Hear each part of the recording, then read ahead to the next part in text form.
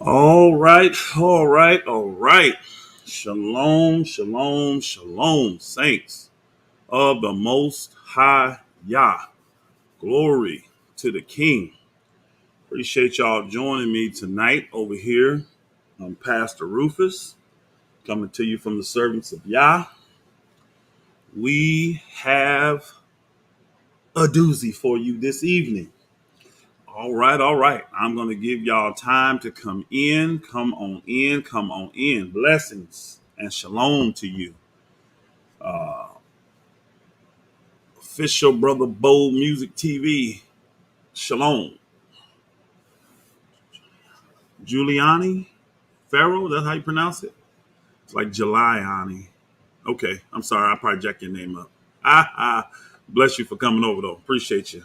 La la la la la la la la la.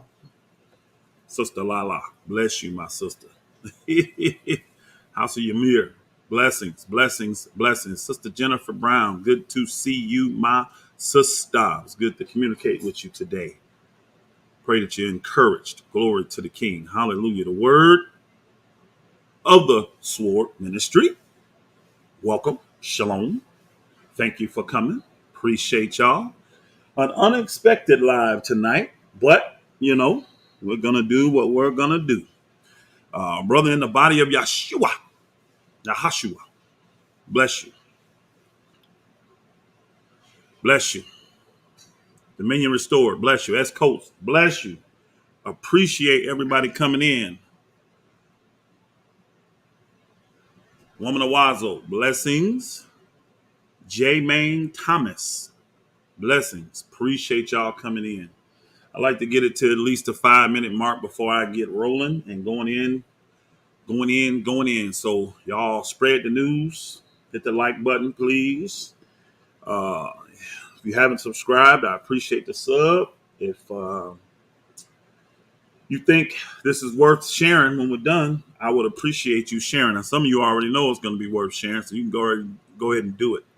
But I really would appreciate it. I do appreciate the support in those magnitudes. And the number one support I appreciate is prayers. I really, truly appreciate prayers. Yep. I really, truly appreciate prayers. So, hey, what we got here today, y'all have seen the title. It says, "You be the judge, truth or programming." I want you all to be the judge of what should come from this video that was put out. I want to say it was put out by Sister Jasmine there. Sister Jasmine is the sister on the screen there with the green on, y'all. That is one of Brother Demetrius. He's a brother down there in Georgia. That is one of his wives. Those are both of his wives right there. That is Jasmine. Bless you, daughter. That is Ntii. Bless you, daughter. And they are going to give a testimony of their experience at Straitway. Now, what I want people to know, and those of you that actually have critical thinking and hearing and listening skills, you already know this, but I'm going to say it anyway, just in case someone doesn't. Do I believe that when saints go and spend time at Straitway to visit there for a weekend, a week, 2 weeks, 3 weeks, doesn't matter. Do I think they really are blessed and have a good time? Yes, I do. You have never once heard me bash Straitway in that manner.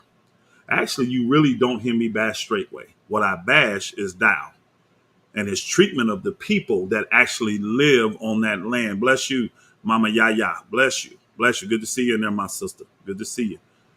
That's what you will see me speaking about. Dow and his treatment towards the people that live on that land, and actually the people that are in the ministry as a whole now. It's easy to put on the front that you love folk as long as you're getting something from them. But what I want y'all to do now, so I'm saying that as a precursor to everybody, that these people that are finna speak today that are from Georgia, they're not from there, but they're down there, right? Whatever they're saying about their experience at Straitway, I have zero problems with, because the people that live on the land in Straitway, for the most part, not every single one of them, but almost all of them, are very good people. So I expect that when you go to Straitway, you to be treated by these people with the utmost honor and the utmost respect. Do I even deny that Straitway is run like a well-oiled machine? Nope. I mean, everybody see Dow's militant attitude. He's not going to have it any other way. So you should see levels of excellence when it comes to working at Straitway. Yes. Notice these people's testimonies. It's all about the work, the work, the work, the work, the work. And I don't have a problem with that. I don't have a problem with that. Our land looked really good as well when we was down there in Georgia. We had no problem with that. Now, I whip them from, sun up to sundown. I did not. That wasn't necessary. We didn't have 110 acres. We only had about 6 or 7 acres to manage. So, it didn't require that. But you're gonna hear some things that are very interesting to me. Very interesting. And I want you to be the judge if you believe this individual's telling the truth or if this individual is speaking from the things that have been programmed in them. Now, I didn't get a sound check. Nobody gave me one. I'm assuming we're doing fine, but I do need to get the sound check. I forgot about that. Sister Chevelle, bless you. Appreciate you coming in. Scorpio Mama. Shalom. Bless you, my sister. Appreciate you joining us. Nikki Wildflower. Blessings. Blessings, blessings. Appreciate y'all coming in, joining me tonight.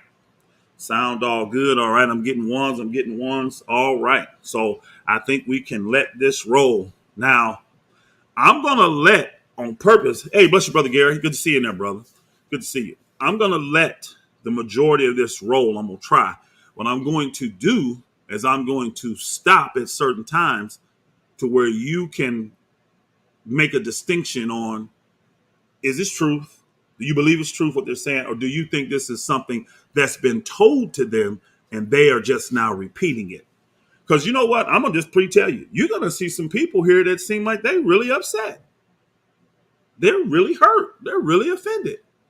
Now, mind you, these two young women you're looking at here never once lived on the land at Straitway, Georgia. They were what you would call offlanders. And then when the new community up there with Elder Brent got started, they lived up there. But they never lived on the land in Straitway, Georgia. They were instrumental in the development of Straitway, though. Demetrius, his family. You're not going to really hear me bash the people here. About the only one that I probably will say something in that manner to is Vincent Resco, because you already know he's a programmed liar, and we'll get to him because he's got a little testimony part in here. But I want y'all to listen to his wife, though. Listen to how the stuff his wife say, right?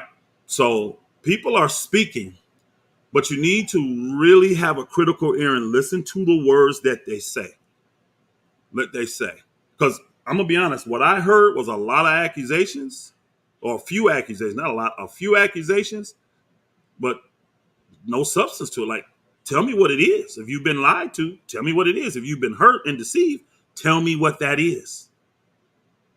And then we're going to compare, because I'm going to flip from this video to a different video to see who do we believe. All right. Because we got one testimony now.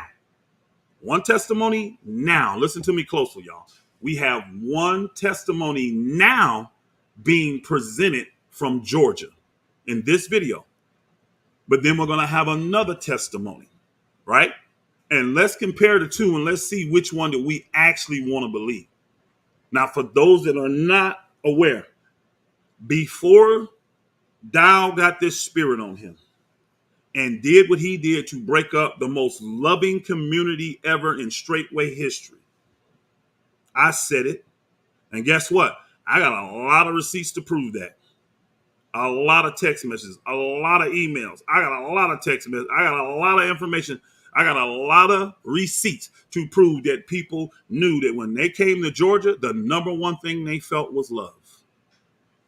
Now that's trying to be flipped. Oh, you really wasn't loved. You were deceived.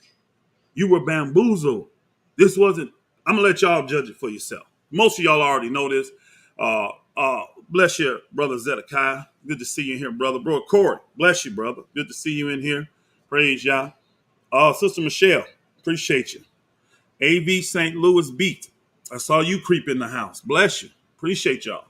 Appreciate y'all coming over here.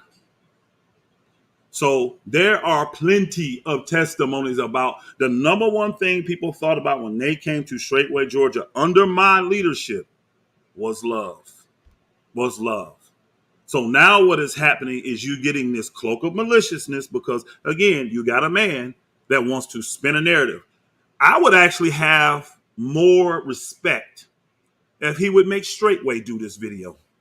Why are we not hearing? Because see, I didn't have an accusation from Georgia to the hub. I didn't have an accusation from Alabama to the hub. Now, mind you, don't forget too, y'all. These are two because you heard from Alabama already, right? And now you're hearing from Georgia, apparently, because a lot of these people don't even live on the land, but they're offlanders. But that's fine, right? So you hearing from them. Where were these people before? Where were these complaints? Where were these disagreements? Where was these disgruntled saints? Now I'm putting that out there for everybody else that's listening still with Straitway. Y'all come to me. You can email me. Somebody, one of you moderators, put my email in the chat room, please. If you heard this rumblings before, tell me, because guess what? You wasn't brother enough or sister enough to tell me before, because not one person in the whole entire history of Straitway ever came to me complaining about the community. Did we ever have people in the ministry that had issues with people at Georgia? Oh, absolutely. I mean, you're going to have individual things, but I'm talking about the community. Because in this thing here, they're finna try to testify, some of these people, not all of them, some of them are just going to give you their testimony about how they feel about Straitway. And you know what? I agree with that. Whatever they're saying, because this is really ain't a testimony to Dow. Now they will say, hey, bless you, Pastor Dow, thank you. But if you really listen, they're talking about the people of Straitway. And I have zero issues with that. I agree with that 100%. When you come there, the people of Straitway do make you feel loved. But you ain't getting down most of the time. So, you know what? I think I'm going to let this video talk because this is about a 20-something minute video. I'm going to try to let it play as much as I can, but I have to stop it at critical times, right? So y'all can see where either y'all can see if this person's telling the truth or if y'all think this individual has been programmed and they're repeating what they've been told by somebody else. All right, let's get this thing started, man. Let's get this started. Let's go. Bless y'all. I'm Sister Ntii. And I'm Sister Jasmine. And we're the Ishas of Brother Demetrius. Let me know how the sound is. About our stay at Straitway for the 4 days that we were allowed to be here. We were really blessed to have the opportunity to be on the land and see the day-to-day workings amongst the sisters, as well as the brothers outside of the feast. Hallelujah. And then also what I did notice was, because of course we were here to learn how community worked and how it's supposed to be. So one of the things that I really enjoyed seeing was, did y'all hear what she said? Their whole reason for going, Dow set this up and programmed this, was for them to learn how community really is supposed to work.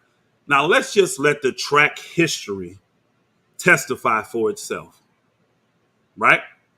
You heard Sister Jasmine, bless you, daughter, say that we are here to learn what community really is supposed to be like. So what Dow is trying to do now is show them something totally different than what I was doing there. But here's the problem. You have to judge from the work. How was the community successful on that land down there from 2013 all the way up to 2024 with zero complaints? I'll say this for the record as well, too. All these people you see here, none of them ever went to Straitway, ever went to another leader, never went to anybody else, ever complaining about myself, Mother Jennifer, my family, nothing. If they did, somebody pull the receipts and show it to me. There's not one person in here. There's not one person in Georgia, but in these videos, because all of Georgia's not in this video. Show me the person in this video that ever went to Dow, Becker, any leader, and complained about Straitway, Georgia. Because that would mean something. Now we could be able to tie some stuff together. But I want y'all to hear that critical point. She says we are here to learn how to do community. Straitway, Georgia didn't need to learn how to do community. We already knew. We're already following the program. Guess what? I got testimony about that coming up a little bit later. Let's go. When sisters were working, we might start a project with maybe 10 sisters and end with maybe two. But the work still got done, and I didn't see any drops in countenances. I didn't see anybody questioning, like, well, where did sister so and so go? Everybody was focused on doing what they had to do and doing it unto Yah, that it didn't, I noticed that it didn't bother anybody, that the same 10 that you started with was not the same that you ended up with. Facts. And I did like that the communication, a lot of the communication was concrete amongst the sisters, and they also took in account when giving out duties. And sometimes you might need to take a break. Everybody was making sure each other was staying hydrated. Oh, if you need to feed the baby, okay, sis, you look like you need to sit down for a second, or I'll take your place, and then when you're done, you come pick up where someone else left off. So it wasn't necessarily about who was doing it, but more or less about the work getting done as a whole. Mm-hmm. And it was very inclusive, like she was saying, like they take an account of, okay, well, sis, do you have something to do, or do you have something to do, or you can come help me, or go help so and so. It was always inclusive. Nobody was left out, nobody was forgotten. And I think that was one of the key things about community that I truly enjoy, is that it's always together. It's a togetherness that you automatically long for, but just to see it manifest in the flesh is beautiful. Yep. As well as with the children, they did have things that the children can get involved in, get their hands dirty, just increasing their work ethic as well. Hallelujah. So that was our stay. We truly enjoyed it, and hallelujah. Bless y'all. Bless you. I actually believe that testimony. I do. I believe that testimony 100%. The sisters there at Straitway are incredible. The majority of them, not every single one, but the majority of them are very incredible. And they definitely, the ones that are not so incredible, they know how to put on a smiley face when everybody's around. You know what I mean? They do. But I'm talking about a very small group of people at Straitway, y'all, that got this really bad wicked spirit on them.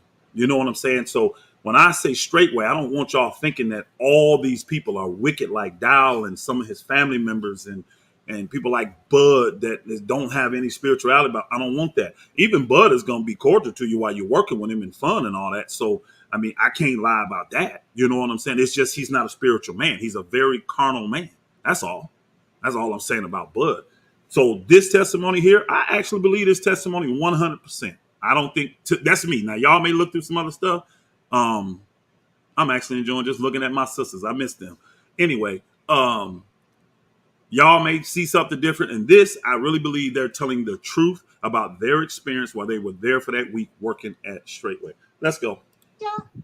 My experience at Straitway was, first, the peace that they had on the land is just overwhelms you. And then watching the brothers and sisters, how the way they worked together as a collective and not as individuals. I myself personally worked with Deacon Bell. The time I was there, I learned a lot from him. And I'd love to know what Herb learned. I really would. Let's go. The experiences, it's a place that when you get there, it's just like during the feast time, you never want to leave, because you feel the love, you feel the peace that's, was taken away from us. You feel it now. Y'all hear what he said? The love and the peace was taken away from us. Herb really doesn't understand what he's saying. He doesn't. But I want y'all to listen to Brother Herbert very, very close. Okay? I don't have any option to turn it up a bit. That's actually on their end. I have all of my apparatuses turned up as high as I can get it, Saints. I apologize. Yeah, the video is let me make sure. Let me double check. Yeah, it is high as I can get it. And my keyboard and my microphone, everything is as high as I can get it. So you're going to have to really listen in and pay. And then he got that fan in the background. So a lot of their audio on this video is not great, unfortunately. But I need you to listen closely to what Herb said. He just said that it was, I'll go back and let you hear it for yourself. It was taken away. The peace taken away. I want you to hear it for yourself and think about, what is he referring to? When did they have this? At what point did they have this love and this peace? Let's go. So it's a place that when you get there, just like during the feast time, you never want to leave, you know, because you feel the love, you feel the peace that's, you know, was taken away from us. You feel it now. And we're trying to get that back here. We're trying to get it back. Are y'all listening to this? I'm sure when Dow heard this, he probably didn't. He didn't care. He probably somebody probably told Dow, because this video been out for a while, y'all, on Sister Jasmine's channel. I actually saw this video a while ago, and I said, it's really no need for me to listen to it. I already know how the programming goes. I saw what the people in Alabama said. I know how this is going to go. So I didn't listen to it. But then a few of you saints emailed me the video. A few of you saints text messaged me the video. Did you see this? And I'm thinking, no, I saw it, but I didn't watch it because I already know how the play is with this, right? Because what is Dow saying? Nobody at Georgia left with him. Well, why is it only so few people in Georgia now? Where's all the offlanders at? Where's all the guys that live on the community? You finna see her be interviewed. You're about to see Milano be interviewed, and you're about to see Vincent be interviewed. Her lives on the land, Emiliano lives on the land. Vincent don't even live on the land. So where's the other testimonies? But if you listen to what Brother Herb just said, he said we're trying to get back to that. He's literally on here admitting that under my leadership, they had it. That's what he's admitting. Even though he's been programmed by Dow and he's bitter, he's still admitting we're trying to get that piece of love back we used to have. Do y'all know there's a brother? And you know what? I'm going to put it out there, and if some of y'all know him, ask him, because this is what I heard. So I got this secondhand information. There's a brother that came from Memphis named Brother Adam. And when Brother Adam came, he was at the Hub, and then he transferred jobs and ended up living in Atlanta, and he came and became a part of the Straitway, Georgia Saints. He was an offlander. I was told that after all this stuff blew up and everything, a few months went by, he ended up moving to Indiana. Now, I don't know if he did or not, but I heard on a Shabbat that he literally told all the brethren and the saints there that the reason why he is leaving is because he no longer feels any kind of love at Straitway, Georgia. That's what he said. That's what he said. Now, if that's a lie, I would like to know. I would like Adam to contact me or anybody that was there that day that Adam announced he was leaving the community there going to Indiana. He said he don't see no more love after I left under Brother Vernon's leadership. You just heard Herbert confess. You just heard him confess. We trying to get that peace and love back. Well, when did you have it, Herb? When did you have the peace and when did you have the love? Under me. Now, I already know what's going to take place. You finna get a whole bunch of saints start testifying about how Georgia was under me. Watch. You're going to get people come out talking about it because, again, that is their fruitful experience.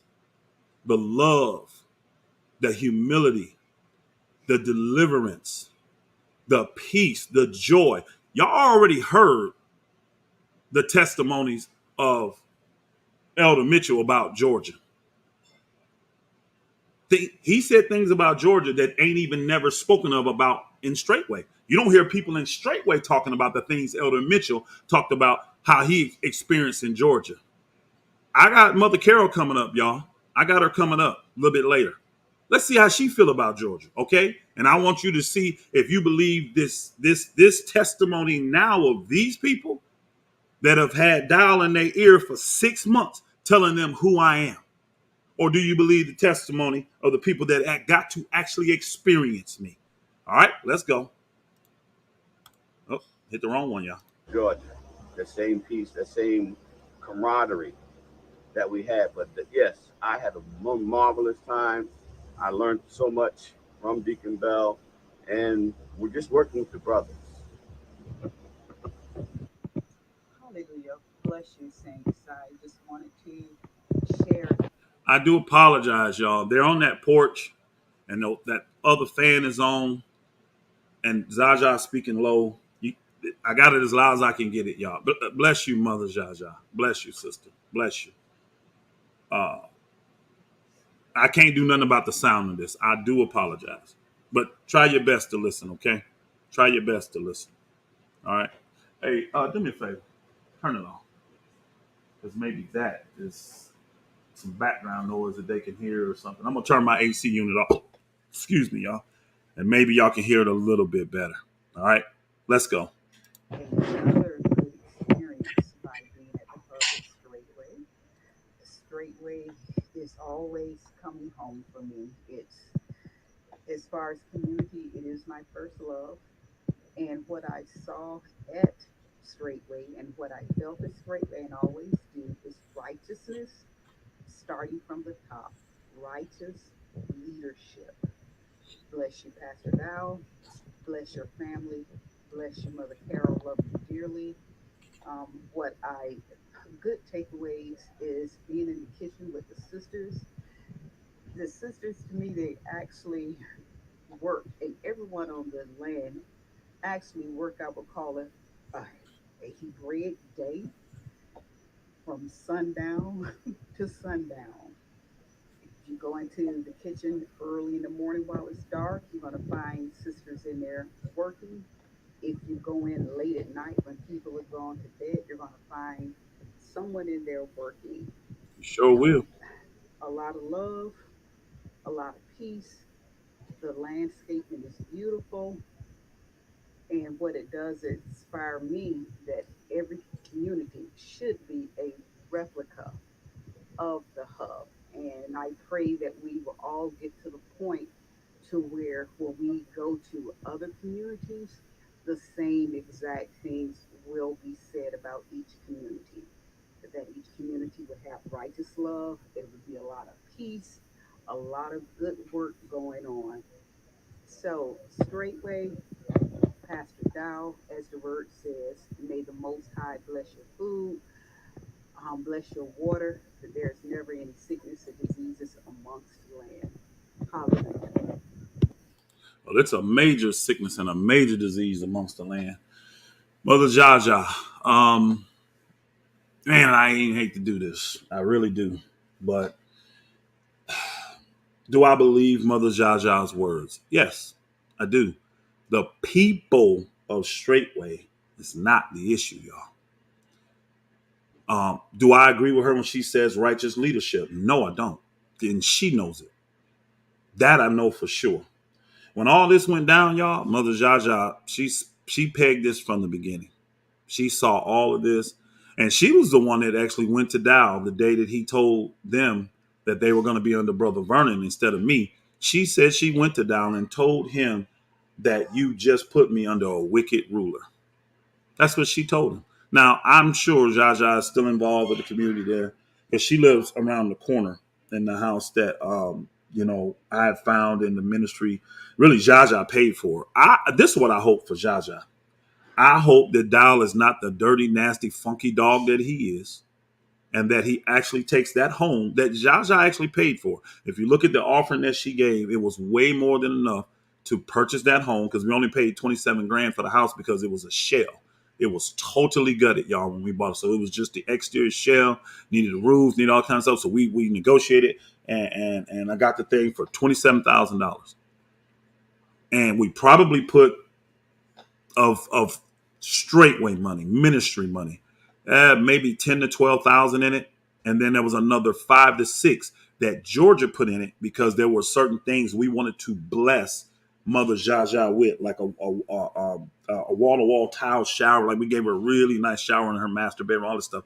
We did some stuff for her, but so that's the breakdown of the funds. But her 50-something $1,000 offering she had gave Dow back in 19. That's more than enough to cover that. And if it ain't about Dow controlling everything, why can't that mother, that widow, actually have her own land? Why can't she get that? Because she literally paid for it. She did, because the brothers would have done the work for free for her. We put a new roof on that. That thing is a brand new home, y'all. All new electrical, all new plumbing, all new flooring, all new insulation, all new walls, all new appliances we put in there for. All new heating system, heating and cooling system. It's a brand new home that Zaja got. I think she's worthy of it. But what I really believe is Dow should give it to her. That thing should be in her name and not Pastor Dow's. Now, I'm going to go, y'all see Milano there. Y'all stick with me, okay? Y'all stick with me. I'm going to switch these screens real quick and share this screen here. Because you heard Zaja make the statement that all the community should be an example and follow the leadership of what Dow has done here at Straitway. Y'all heard her say that, right? Everybody heard her say it. Let's see what Mother Carol thinks about Straitway, Georgia. Let's see what her testimony about Straitway, Georgia is. Let's go. I just want to say that we have been so blessed by the community of Straitway, Georgia. We have been so blessed by the community of Straitway, Georgia. Let's go. They have placed themselves in a position to be just like Straitway, Tennessee. What'd she say?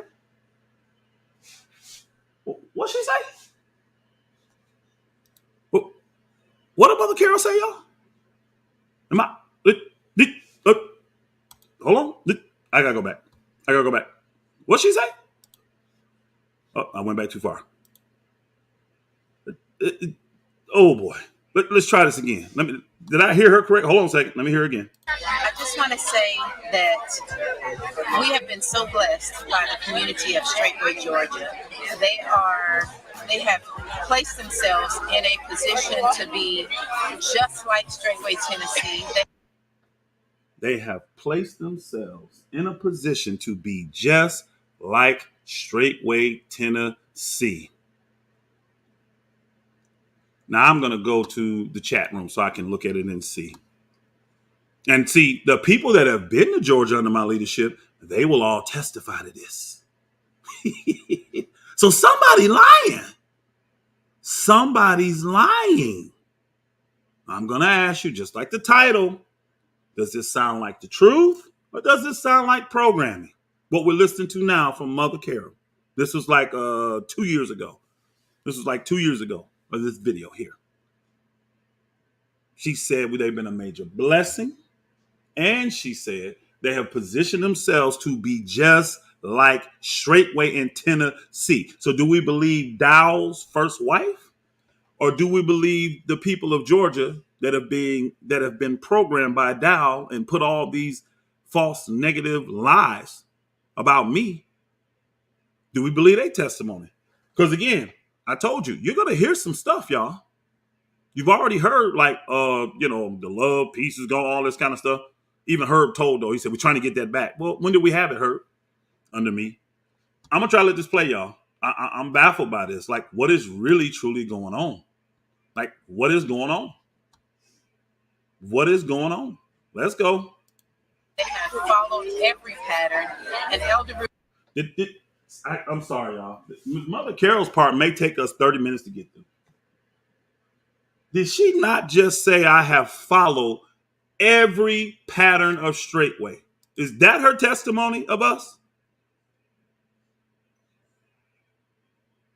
Is that her testimony, y'all? Did y'all hear what she just said? Somebody please put a one in the chat room if y'all heard Mother Carol said that Straitway, Georgia has made themselves to be just like Straitway in Tennessee, and we have followed every pattern of Straitway.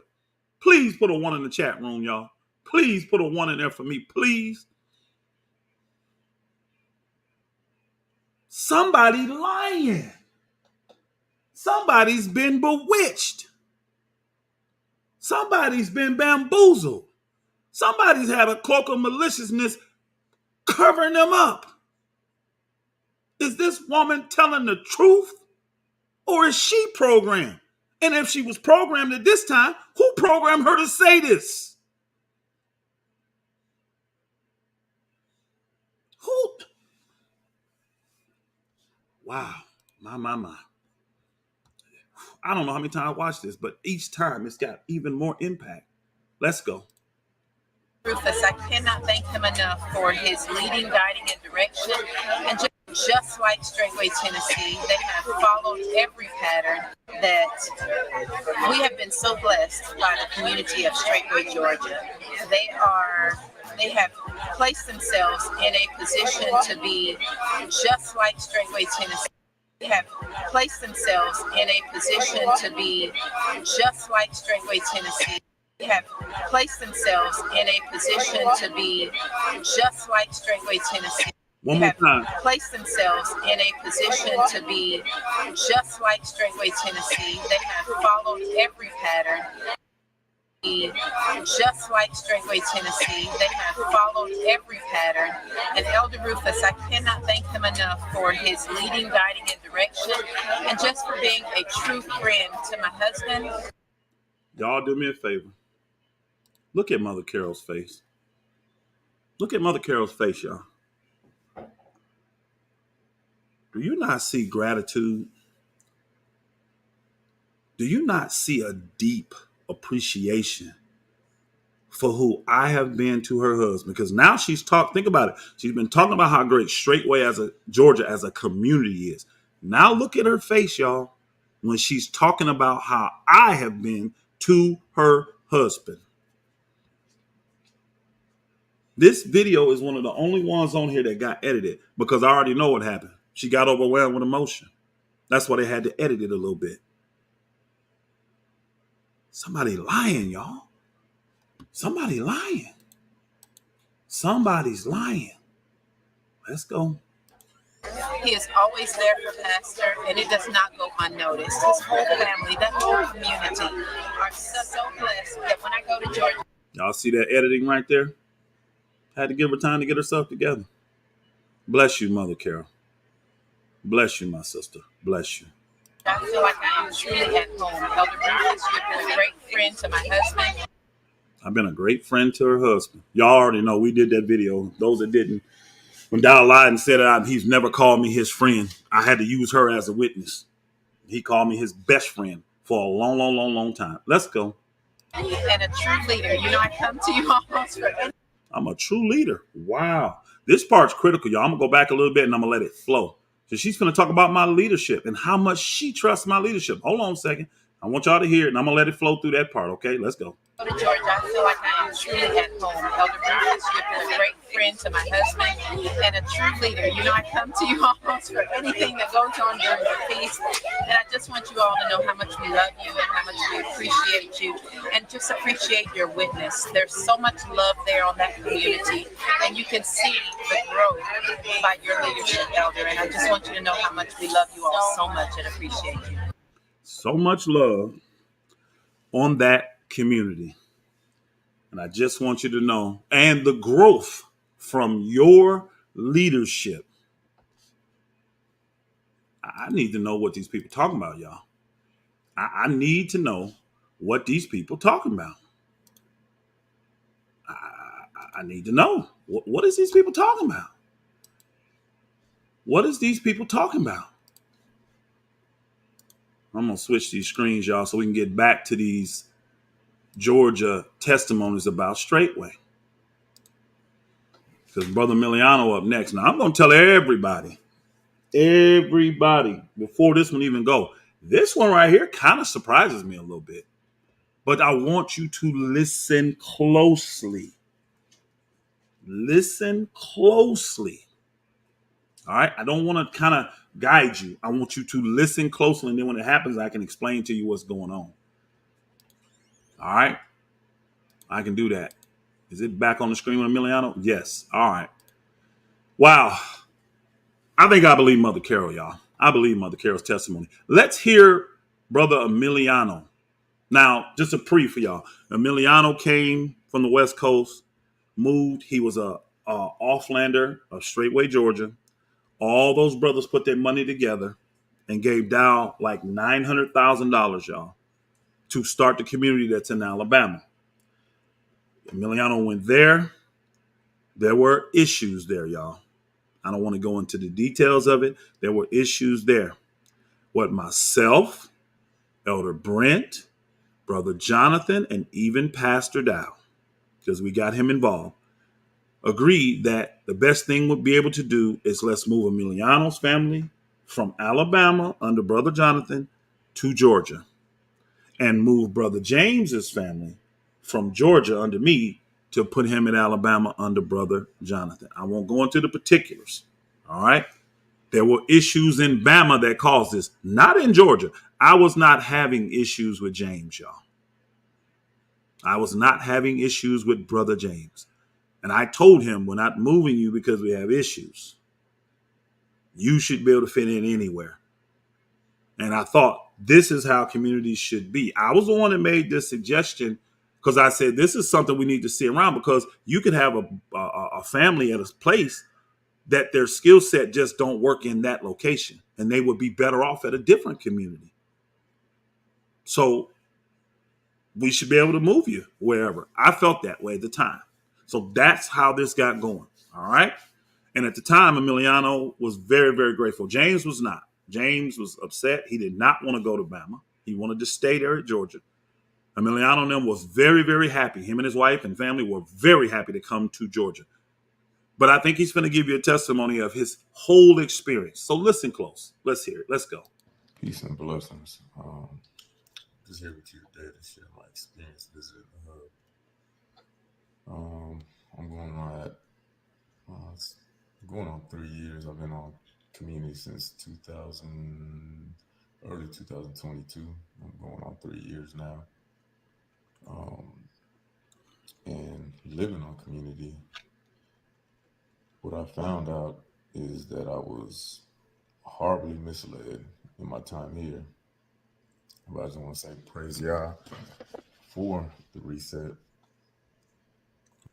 Now, I would like to know what was told to Emiliano to make him feel like he was horribly misled about community. Because, see, that's an accusation right there, y'all. Now, again, I know he just told y'all I've been on community. He's going to tell you a little later he's been on several, down there in what they call the Southern Assemblies, right? What we call the Southern Assemblies. I would like to know from Emiliano, what was you told that make you believe that you were totally misled about what community is about? I would like to know. Because first off, no one's ever told me that. Not even Emiliano. Never. I would like to know that. I'm sure Jonathan would like to know that, since he stayed at that community under Brother Jonathan. I would like to know. Let's go. Spiritually, the hub is just at a whole nother level.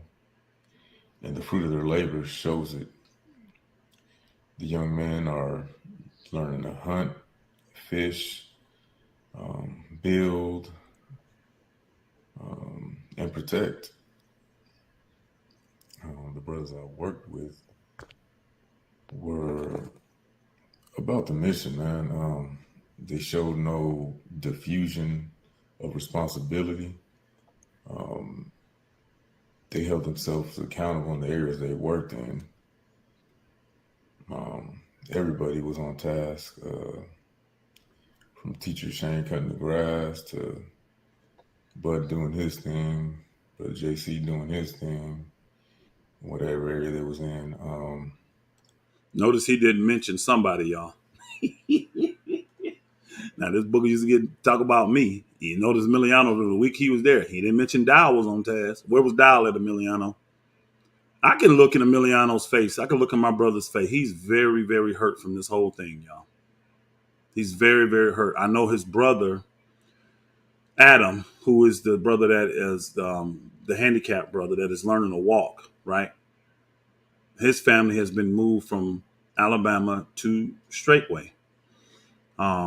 I'll tell y'all now, the only reason he's at Straitway is because they had issues in Bama, and Adam got to a point, because Adam was pretty much one of the number one money makers there, bringer inners, and he told Jonathan, I'm just not going to give you no more money. So that's why they moved him. But notice they moved him to Straitway because he brings in, I think, anywhere from $6,000 to $7,000 a month. And Straitway had to replace that money that when those two families left, Brother Ray's family, Brother Victor's family, since everybody already know who they are, you got to replace that somehow.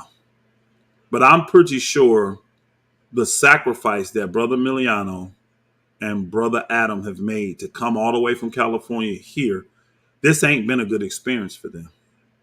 This hasn't been. Now, does Miliano have motivation to be at the hub? Yes, because I know how the culture is, y'all. I tell you this right now, Miliano ain't going nowhere without his brother Adam, and I don't have a problem with that. That's his choice, his decision. He ain't going nowhere without Adam, and Adam ain't going nowhere without Miliano. They tight like that. So with his brother living there at Straitway, would he like to be able to go there? Sure. But I want y'all to listen to Emiliano close. You can look at his face and see he's in pain. Anybody that knows him, you can see he's hurting from all of this. And rightfully so. He needs to heal. He definitely does. He needs to hear the truth first, though. Because again, I can tell you this, out of honor and out of respect, he's never called me one time. He's never had one conversation with me about this. What he has done, as you can see, is talk to Dow because he's admitting that he believes he's been tricked and bamboozled. Well, who told him that? Who told him that?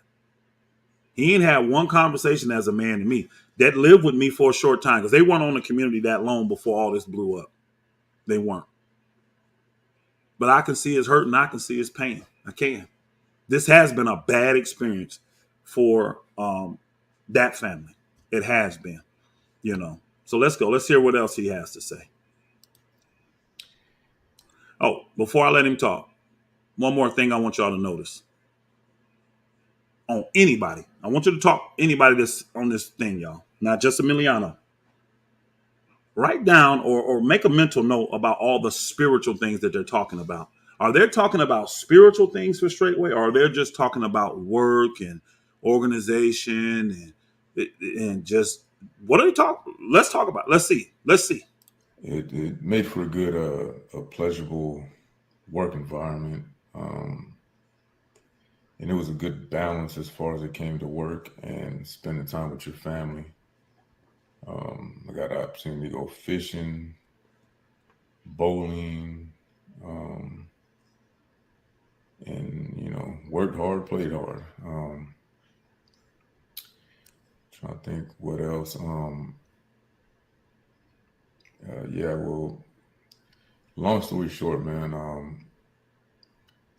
My suggestion is that anybody who's ever fellowshipped in what was formerly known as the Southern Assemblies, anybody that's fellowshipped in the Georgia area and been there and think they've experienced community and never been to the hub and actually experienced the hub, my suggestion is go visit, go check it out for yourself, and go. I actually agree with that. Anybody that's ever been to Straitway, Georgia knows. And I'm talking about people that lived on the community, people that lived around the community. The number one thing that I would always suggest to them, go to the hub. And I'm not talking about the feast. Go stay for a week. Go stay for a month if they'll let you. Go to the hub. I would always encourage them to do that. I got a chance to do that. Remember when I first came, I got a chance to stay 3 weeks at the hub. When I first came, I think that is a very good experience to really get a crash course and see what Straitway really about. Now, back then, think about it, y'all. They didn't have but 50, 60 people around. So my experience is going to be a little different than what Straitway's experience is now. But I still recommended people to go to the hub. Everyone that came, I always recommend, if you ain't spent no time at the hub, go. There's not one person that was ever on the community of Straitway, Georgia, that didn't spend time at the hub outside of feast. We made sure of that. Tim did, Mike did, Vernon and his family, Vernon DeMerick, all of them did. Miliano and them spent time there before. I'm trying to think of who else is there on the community. Brother Herbert spent time there before. I've even encouraged them to go to, some of them have went to other communities and stayed for a while. So I agree with what Emiliano's saying right there. You should, and he prefaced it right. If you've never been to Straitway, like if you just been to the Georgia Assemblies and you've never been to Straitway, you should go there. I agree with that. Let's go. Go see what it's really about. Again, community, almost 3 years in the Georgia area. I've lived on 2 of those communities in that Georgia area. And to be honest with you, I got to relearn a lot because Relearn what? I would like to know that. Now I hear Dow saying that to a lot of folks. I got to reteach them. I got to reteach. Relearn what? I would like to know what that is, Emiliano. Let's go. it's like I don't know shit. Again, I'll just suggest check it out for yourself, man. Check it out for yourself and see what community really is about, how it functions, how it's structured.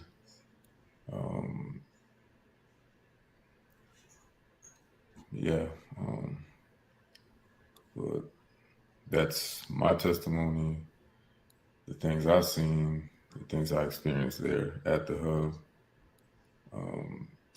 And to you brothers that have been malinformed, deceived by whomever, check out the hub. Now, I would like Emiliano to be a man and call me and talk to me one day. Y'all think that's going to ever happen?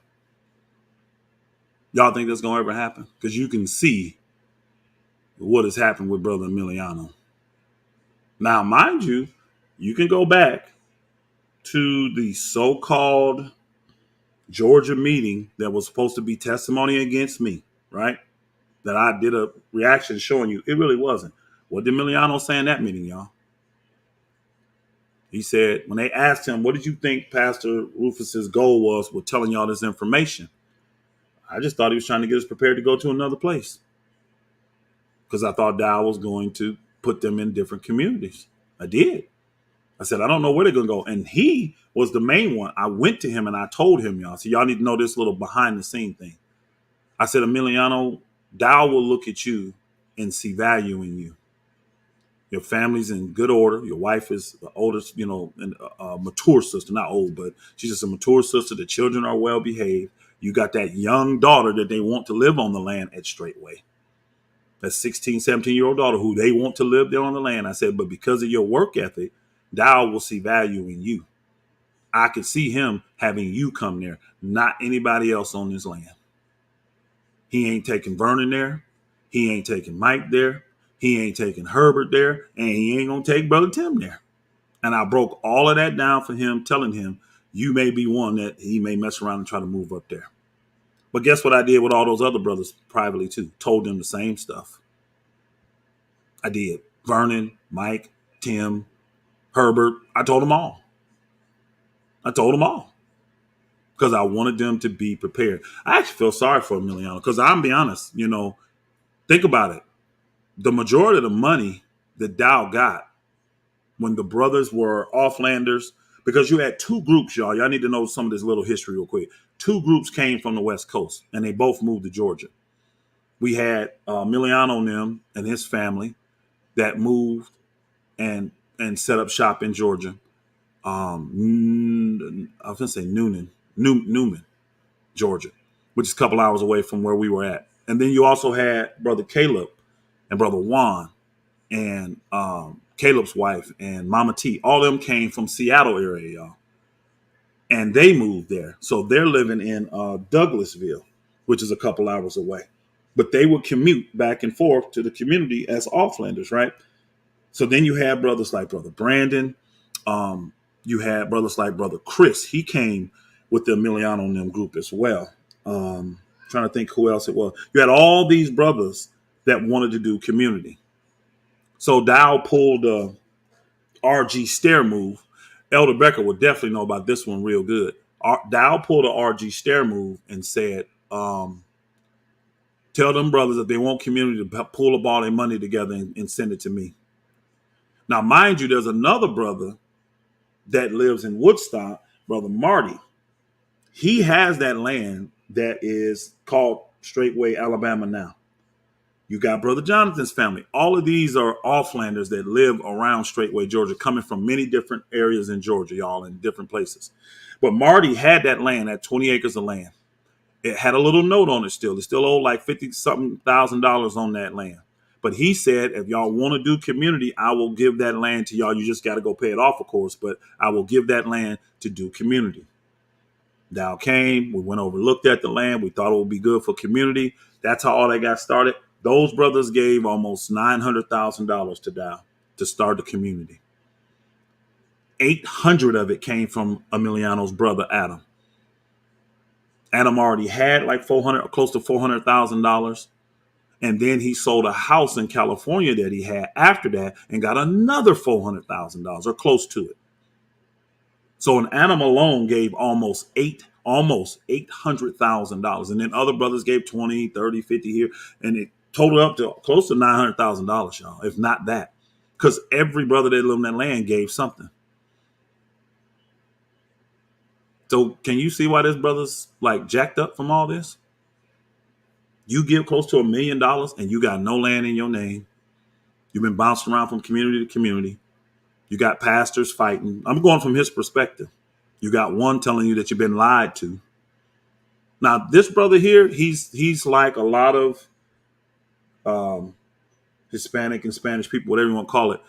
They work their butt off. He works hard. Emiliano is a very hard worker. He's a tradesman. He went to school, so he knows how to build all that. This is why I told him, Dow will use you, brother, because you can go there and do the work with them.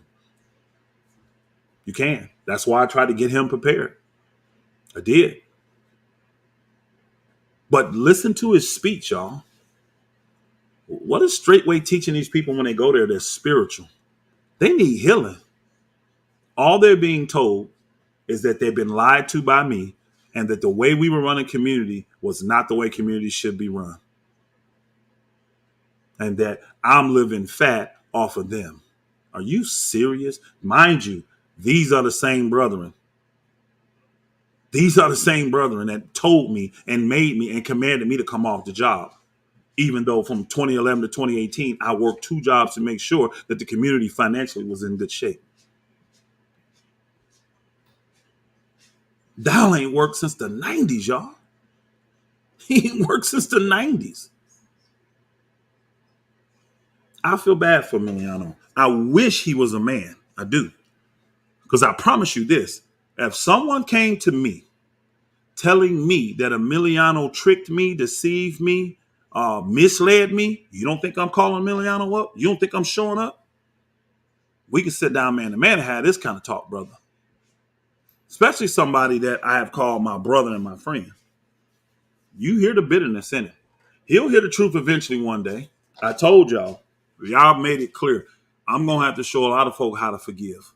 Because Dow has done a very good job, especially with these Georgia Saints, trying to tell them that I was taking advantage of it. Now, mind you, nobody ever complained about our lifestyle and the way we were living in Georgia. Everybody that came there said it was a community full of love. Actually, a lot of people gave Georgia way more credit than they gave Straitway because they saw the love leaving in Straitway. They did. They did. That's just a fact. This is sad. I feel bad for you, Emiliano. I wish he was a man, though. I do. Somebody can tell him I said it. I wish he was a man because he ain't called me one time. And you going to tell me I ain't worthy of a phone call? Much as I poured into you and your family, brother Emiliano, I ain't worth a phone call to see if the stuff is true. That's just a brother that don't want to believe the truth because he's in his pain and he's in his feelings. That's not spiritual. I'm trying to show y'all how Dow is appealing to these people's carnality.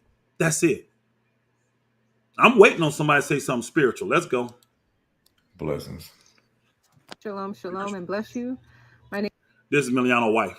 Bless you, sis. is Sister Janette Vasquez. I am the Ashaya of Brother Emiliano Vasquez. I first want to thank Pastor Dow, his family, and all the families there on the land who allowed us to come and fellowship and stay so that we may learn what community really looks like. I want to thank Brother Adam and Sister Gabby for allowing us to stay in their home and the hospitality. Hallelujah. One thing I realized amongst my sisters, I try to make sure that I was involved in several different activities with the sisters. And I learned and I saw how disciplined, how honorable, and how they hold one another accountable. The communication was concrete, which made things run a lot smoother. you could see the one minus. If there was a mission or a goal that needed to be taken care of, there was structure and there was order and there was a chain of command that was followed so that these things can be accomplished and executed. Hallelujah. Um, all needs were met. Every family on the land, especially those that I was close to, getting to know, you could see that their needs were met, whether it be taking care of the vehicles that they drove or taking care of the community, the houses that they lived in. Those things were taken care of. It wasn't something that needed to be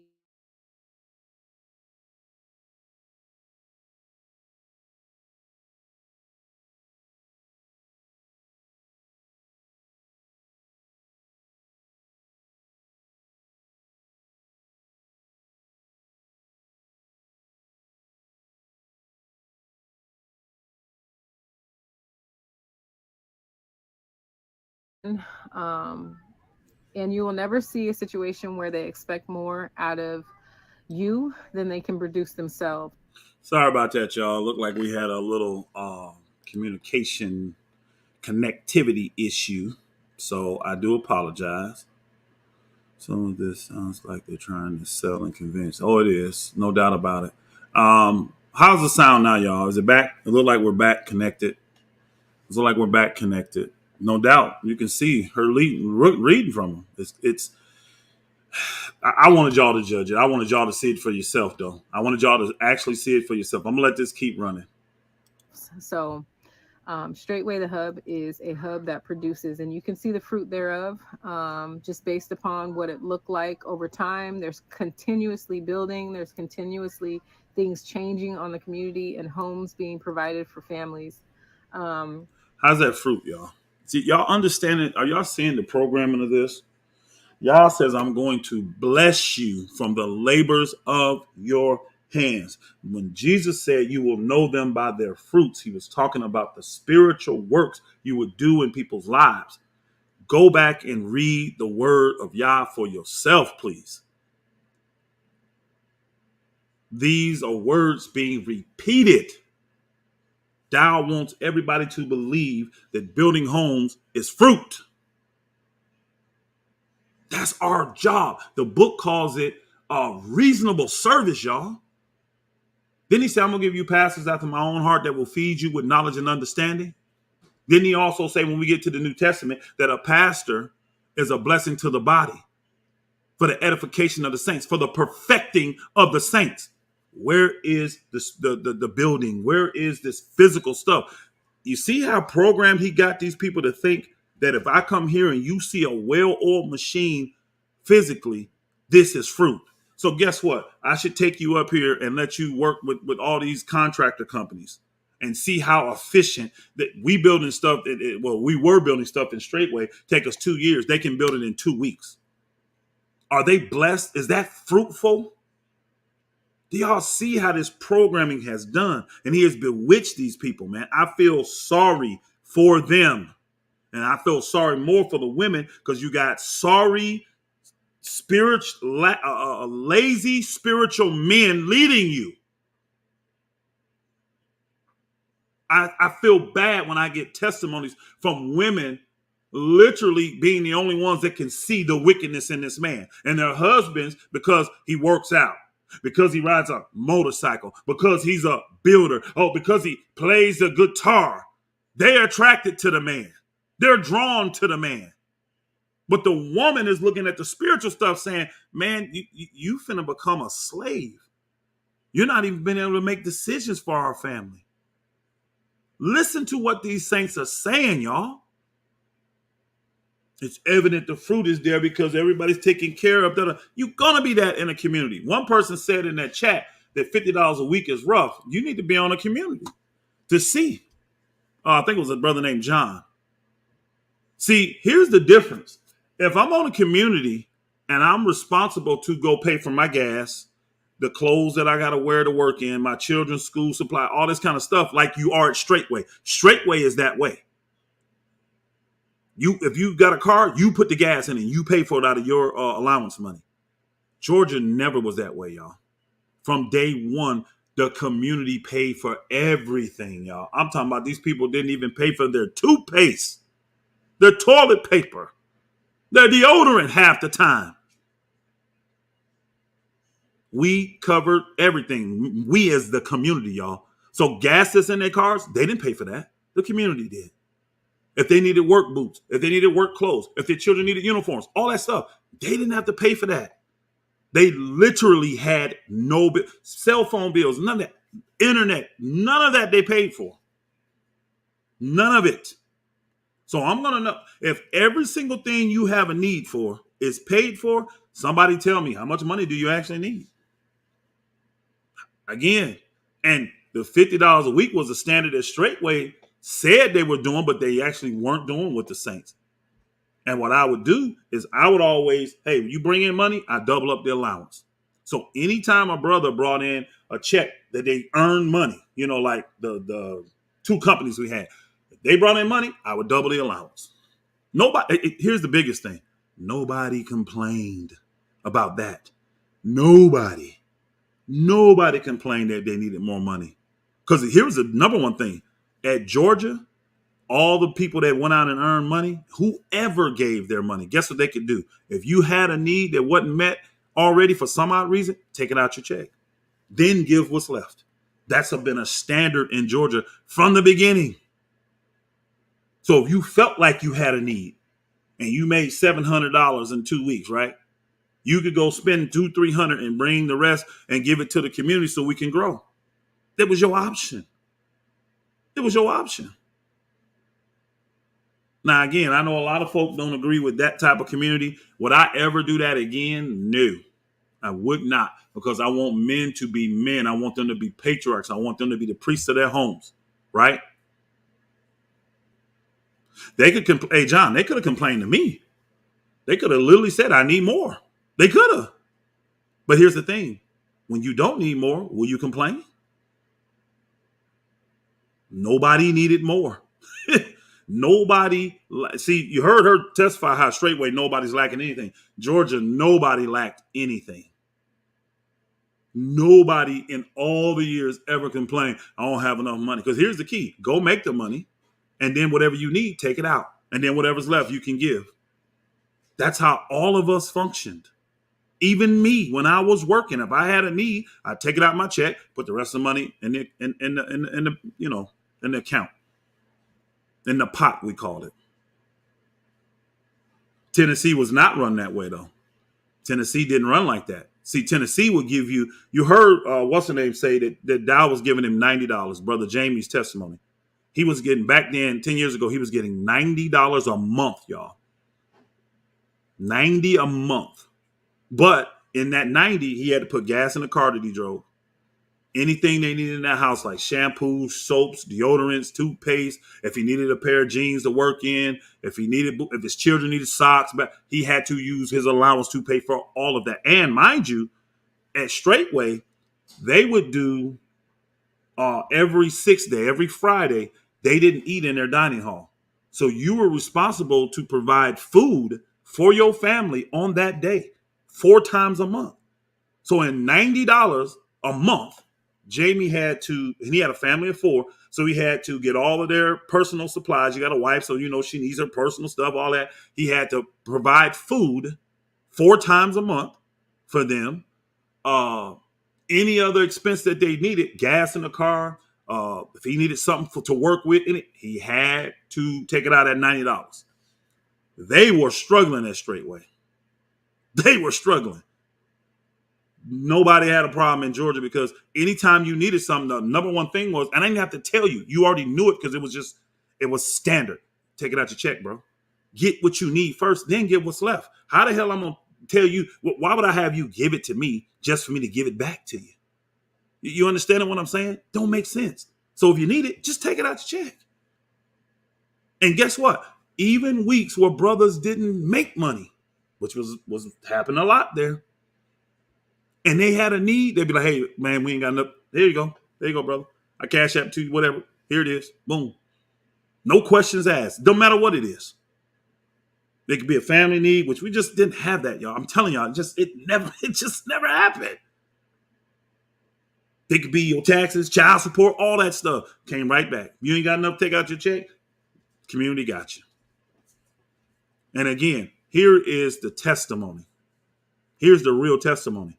Where are the people? Someone in leadership in Straitway show me where saints came to them complaining about the way we were living in Georgia in the whole 14 years. Somebody please show me one complaint. Think about it. If things are bad, you're going to get at least one person, one family be like, hey, we ain't got enough. We this, we that, we that. Somebody, right?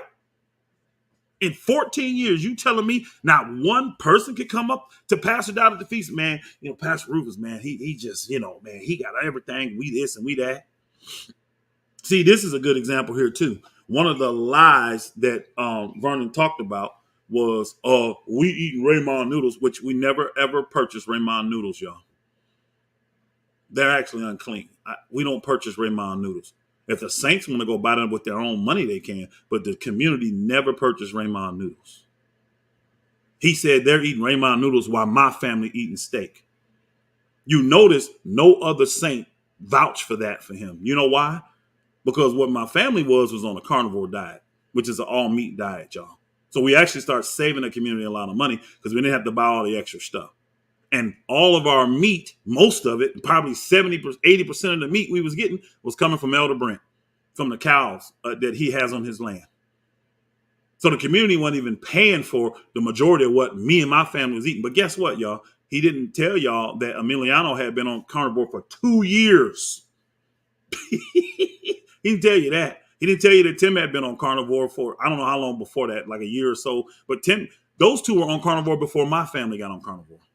And guess what? Anybody in the community that wanted to do carnivore could have done it. But you see the manipulation? I'm looking at his plate and we got some beans and we got some noodles and some sauce and some, really, Vernon? I would love for y'all to go over to Vernon's house. He was one of the few saints that had a freezer. He had a full refrigerator and a freezer in his home. The only other saint. But he's complaining about the food. Now, all of y'all that have been to Straitway, Georgia, which one of y'all want to tell me you're going to complain about the food at Straitway, Georgia? They were not intimidated, John. I get it, brother. You just don't understand. You got people in here that was there, that was in Georgia testifying. Again, here's the thing. You got people to help you. If they were intimidated to me, why wouldn't they go tell somebody? Why wouldn't they? You going to the feast, you got all these other brothers and stuff, all these saints in all these other communities. Why would you not go tell somebody? I didn't lord. See, here's the biggest thing, brother. I don't lord over the people. I don't have cameras on every edge of every corner recording the people. Guess what? I don't even have the brothers' cell phones on my plan. They got their own plan. The brothers do for their cell phones and stuff. See, Dow got everybody on his cell phone plan so he can monitor your calls and monitor your text messages. He's got cameras everywhere, all over the land, voice recorders. It's only like 2 spots on the land where you can't be seen and recorded on 110 acres. But people intimidated me. Somebody would have said something, y'all, in 14 years. Somebody that lived in that community would have spoken up. Where's the testimony of the people that left the community? Where they at? Look at all the people that leave Straitway and what they say about it. Where are these people at that left Straitway, Georgia, and they got these bad things to say about myself and the people at Straitway, Georgia? Where they at? First off, it wasn't many people that left. When they came, they stayed. They stayed. And the ones that ended up having to go somewhere else, they cried. Y'all have to see what bewitchment looks like. Y'all have to see what a cloak of maliciousness looks like. These people have been lied to by Dow. And see, this is why he don't want to get in front of the real people and have the people. I would love to be on a stage with me and Dow, and these saints here ask me these questions that Dow has lied to them and put in their heads. I would love it. I would love it. Again, this is what he does too. When he tells them this, he also commands them, don't talk to him. Don't go have a conversation with him. Am I making that up? No, I can. Brother Tim will testify. Y'all ask Brother Tim. Because when Tim was at that meeting, he told him, I got a lot to talk to Pastor Roots about when I get back, because all the stuff that he heard. By the time Tim got home, he didn't even call me. I was in Texas. He didn't even call me. And I asked him, why didn't you call me, Tim? He told me. Dow told us not to even call. He said, all they're going to do is lie to you, this and that, so don't even call him. So now what Dow wants you to do is what I did a video just the other day. You want to go back and look at it. Dow taught people in 2006 that you should never hear a matter without hearing both sides, and don't hear information about another person without that person being there. He said, never believe it. Go back. I did a video. I can't even remember what the name of it is. I did a video here like last week, or I can't even remember what the name of it is. But Dow himself used to teach people, if somebody's telling you something about somebody else and they're not there, don't believe it. But that's exactly what he's doing in this situation. All these conversations Dow has had with the brethren. Let me show you what integrity is, y'all. Let me show you what truth is. Let me show you what transparency is, okay? Here's what real truth, here's what real integrity, here's what real transparency is. When I met with our brothers on Georgia to tell them about what was going to happen, because I saw the spirit on Dow, we had 3 meetings. Guess what I told those brothers? If any of you are uncomfortable with this meeting, first off, you don't have to be here. You ain't mandatory to be here. But if you think that you need to get this information to Pastor Dow, give it to him. Give it to Dow. So I gave them the permission to give it to Dow. And guess what? One of the younger brothers did. That's how Dow got the tapes about our Georgia meetings. I told the brother to give them. You think Dow is going to tell these people, hey, the stuff that me and you talk about, that I'm telling you about Pastor Rufus, if you think I'm jacked up, go tell it to Pastor Rufus. Go tell Pastor Rufus. How many of y'all think Dow gonna have that kind of integrity? Now, ask the brothers in Georgia. If any of you are close to them still, if you're talking to Milano, if you're talking to Herbert, if you're talking to Isaiah, if you're talking to Carlisle, if you're talking to Vernon, ask them. Ask them, did I not tell them, if you got an issue with anything I'm saying here and you think Dow needs to get it, send it to him. Because I ain't got nothing to hide. I'm being transparent. Because I'm telling you the same things I would tell Dow.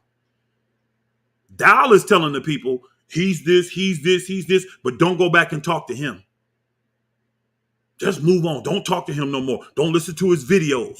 Delete his videos. Don't subscribe to his channel. And you wonder why these people are hurt like this. You wonder why these people are speaking like this. But there are a lot of people that love Yah. And this is why Georgia, right before this happened, and you got Elder Brent, you got a lot of other people in here that can testify. Man, twice a month, we hosted anywhere from 85 to 110 people, y'all, for Shabbats. On a slow Shabbat, we hosting 60 people. They got less people there now fellowshipping than they did when we started up on the mountain with 8 people, y'all. We started with 8 people, but we instantly had people come fellowshipping on that mountain from day one. Tim would come up because he wanted the community. His family would come up. We had people coming all the time. Victor, y'all remember Brother Victor, Ruben, them would come over from Alabama. I got pictures up, y'all. I got pictures of it. I got proof text. Elder Bill, man, Georgia from day one. And Yah has always constantly increased Georgia. Constantly. That's integrity, though. That's being transparent. I've never hid nothing about this whole entire situation. Why is everything Dow doing behind the scenes? It's him communicating, but nobody can hear what he's talking about. And he's the one thing he touts all the time. What? Debate. I've been calling Dow out for months. Let's get me and you on the stage in front of the saints. Why has he not done that yet, y'all? Now, the people in Georgia will love. Again, John, I like that you in here, John. I like your spirit. I really do. I can tell you're not trying to be contentious. You just got earnest questions. Here's the thing. When you're your own community, you're not there. They're in Tennessee, bro. We're in Georgia. We running Mother Carol. I don't know if you got here late. She just gave a testimony of how she said Straitway, Georgia has modeled everything good they've seen in Straitway and done it. But we're in Georgia working. I'm not at Tennessee every day. I'm not. And again, we doing this from 2011 to 2024, 0 complaints. There's never been a saint that went to Straitway and said, hey, we got major issues here. We need to come before the elders, blah, blah, blah, blah. Never. So how do we go from being a community where everybody loves coming to this community? Everybody says incredible things about this community. Everybody loves this community because there's nothing but love here, to now all of a sudden, this man was lying to you about how community is supposed to go. But where's the evidence? See, here's the thing too. All that I'm talking about, I don't know if you knew, John, go look at all these videos. All I'm doing is producing receipts. I'm producing receipts for everything. Show me one receipt that Dow produced. What he will tell you is this: well, the people didn't follow him, so that tells you a lot. No, it don't. Because if you would be transparent and release the tapes, you would hear me telling the people, I have nothing for you to follow. Once this goes down, you on your own. I told them. I never gave them the option to follow me. I'm not finna go start no ministry like you Roman Catholics. I didn't see anybody in the book start a ministry, so I ain't finna do it. You can follow me as I follow Christ. That don't mean I got to have a ministry. Tell me the name of Paul's ministry, y'all. Somebody tell me the name of Peter's ministry. Somebody please tell me the name of John's ministry. Somebody tell me the name of anybody that you've seen from the Acts of the Apostles to the Revelation. Tell me what the name of their ministry was. No, I'm going to do the book right. I've learned from this situation. These are just blatant, bold lies. But now you got these people programmed, coming up speaking, trying to make your place look better. But the problem is everybody already know what's really going on. Get the people a Straitway up here to do this. We don't need people that's coming to visit. Think about it. How many of y'all going to put forth a bad image while people are visiting you? No matter if they're visiting for a weekend, for a week, a month, you're going to put forth your bad image. You're going to show them all your dirty laundry. Is that what you're going to do? I expect these testimonies to be these, but I think these testimonies are true about the people of Straitway. How about put Straitway up here? And don't put these people that don't know nothing at Straitway, these young folk and all that. Put Elder Becker up here and let him testify of how great it is living at Straitway. Put Diane up here. See, you got all these women up here testifying here, right? He's at the feast, y'all. Why ain't he doing videos with all these people at the feast? And letting them testify how great it is to be at Straitway. He's on there with this one man every single morning. A man that ain't been to Straitway in 8 years. And when he left, when Randy left 8 years ago, Dow, we're gonna find that video. Dow probably took it down, but I know somebody that's got it. Dow did a video saying that Randy was never gonna be allowed back unless he brought his title deed to his land. I wonder if Randy gave over the title deed to his land to come back to Straitway this time. I already can tell you right now he didn't. Ain't no way in hell Randy giving Dow that title. Never. That's why he has a homestead, and that's why he ain't no voice for community. He's had a very horrible, unsuccessful community that didn't last long. This is crazy. John, I do appreciate your questions, though. I think they're genuine when you're asking them from. He said, wouldn't you have stayed if they didn't give so many restrictions? No. The wickedness was exposed, brother. The wickedness was exposed. It was time to deal with it. So no, this was going to happen. This was going to happen. See, what a lot of y'all don't know is behind the scenes, myself and other elders, we were already trying to get to Dow to deal with some of these things we were seeing, especially like the blog talks, the cursing, it was some stuff he's done that we were trying to be respectful and honorable about dealing. But guess what Dow has done? Dow has put himself in a position where nobody can judge him. Like literally, elders have gone to Dow and said, I saw you do this, which was a sin, y'all. Now, I didn't see it with my eyes. Other elders have. They've seen him commit a sin. Try to go talk to him about it, and guess what he do? He'll stand there and look at you while you're talking, and then as soon as you get done, he'll just turn around and walk away. Now, you tell me how you would feel if you're an elder, and you go into him privately trying to get this worked out, and he just walks away from you. And then he starts getting in the pulpit and getting on his videos and start bad-mouthing you without calling your name. See, I told you, I got all the receipts, bro. I got all the receipts. You are your own separate entity when you have a community. Straitway was not running Straitway, Georgia. The only reason Dow was allowed to do what he did, it was a mistake on my part. The first acre and a half we had, I should have put it in my name, and I left it in Dow's, and I never cared because I'm like, hey, it's the Saints' land. It don't matter. So it never. But because I never took that out, he was able to say, well, get off my land. Now I could have moved right across the street to the houses I had over there on the house down the street. I could have done all that. I could have, but I wanted to get my family away from all of the riffraff. Hey, I'm sorry, y'all. I'm explaining. Let's get back to this. All right. Appreciate you, Brother John. I think your questions were sincere. Let's get back to Emiliano's wife's testimony because we're only halfway through this thing, y'all. Let's go. One thing that stuck out the most is the fact that my master had such contentment. He was able to balance work as well as time spent with his family. And he was also able to fellowship with the brothers, which I think brought him quite joy.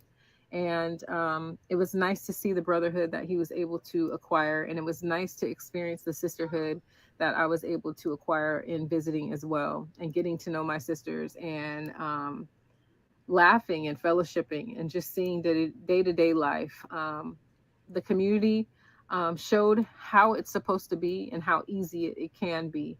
And I look forward to learning even the more so as time passes. Bless you all, and shalom.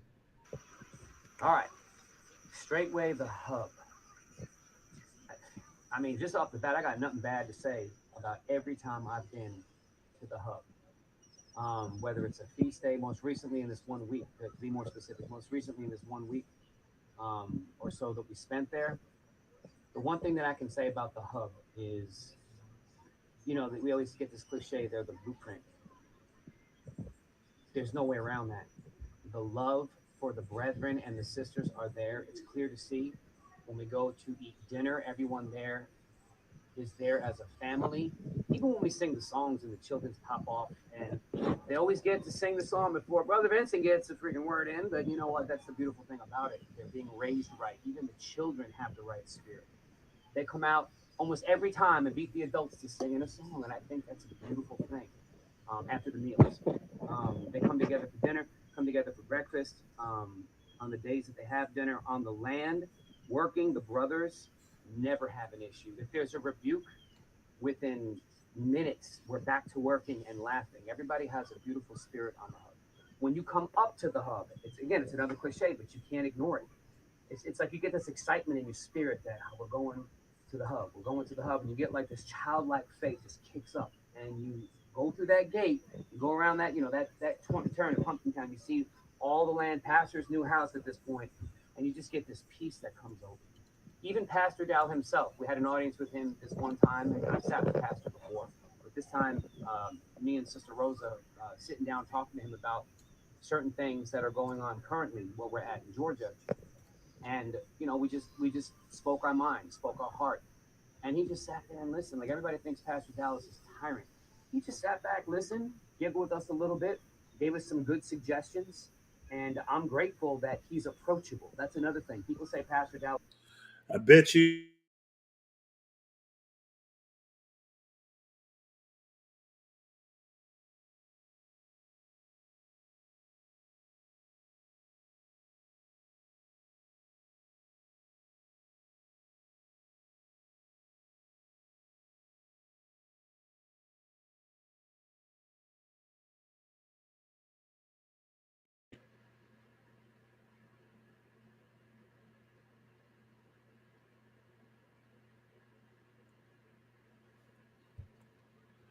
All right, y'all.